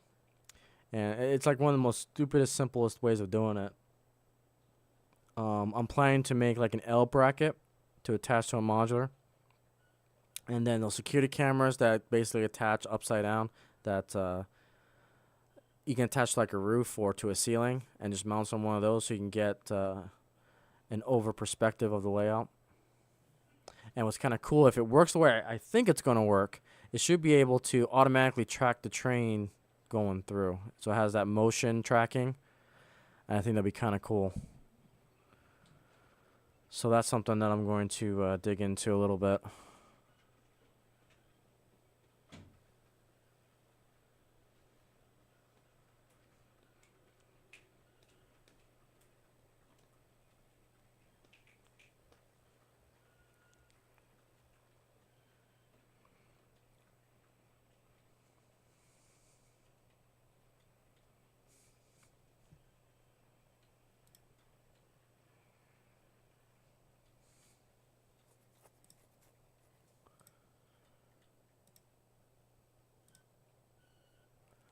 All right. So I think what we'll do, let's do this camera. Oh, I already missed it. Let's grab the 180 camera.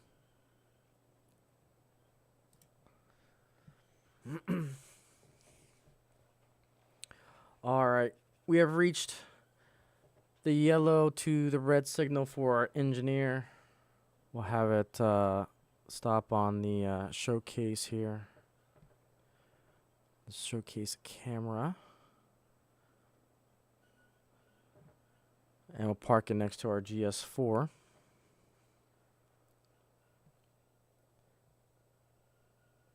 There we go. So the fantasy engine of the past with the GS4, with the BLI, with the future fantasy train of our international steam engine here from Germany. That is the beauty of the hobby, that you can create anything that you want. It's endless possibilities. It is the ultimate sandbox. And, that's the main reason why we call it the world's greatest sandbox hobby. So with that, guys, I think we're going to go ahead and wrap it up. Thank you guys so much for watching. Again, have a very happy National Model Railroad Month. We will celebrate 2 more times on the live stream. In 2 weeks, like I said, next week we will not stream, so we'll be on break for the SAMRA general meeting. So in 2 weeks, we will do our first operating session here on the layout. And then probably a week after that, we'll invite guests on so we can just talk about kind of the conclusion of National Model Railroad Month. And we'll just take it from there. So with it, guys, wing hugs, have a good night, and stay safe, and go from there. So with that, have a great night.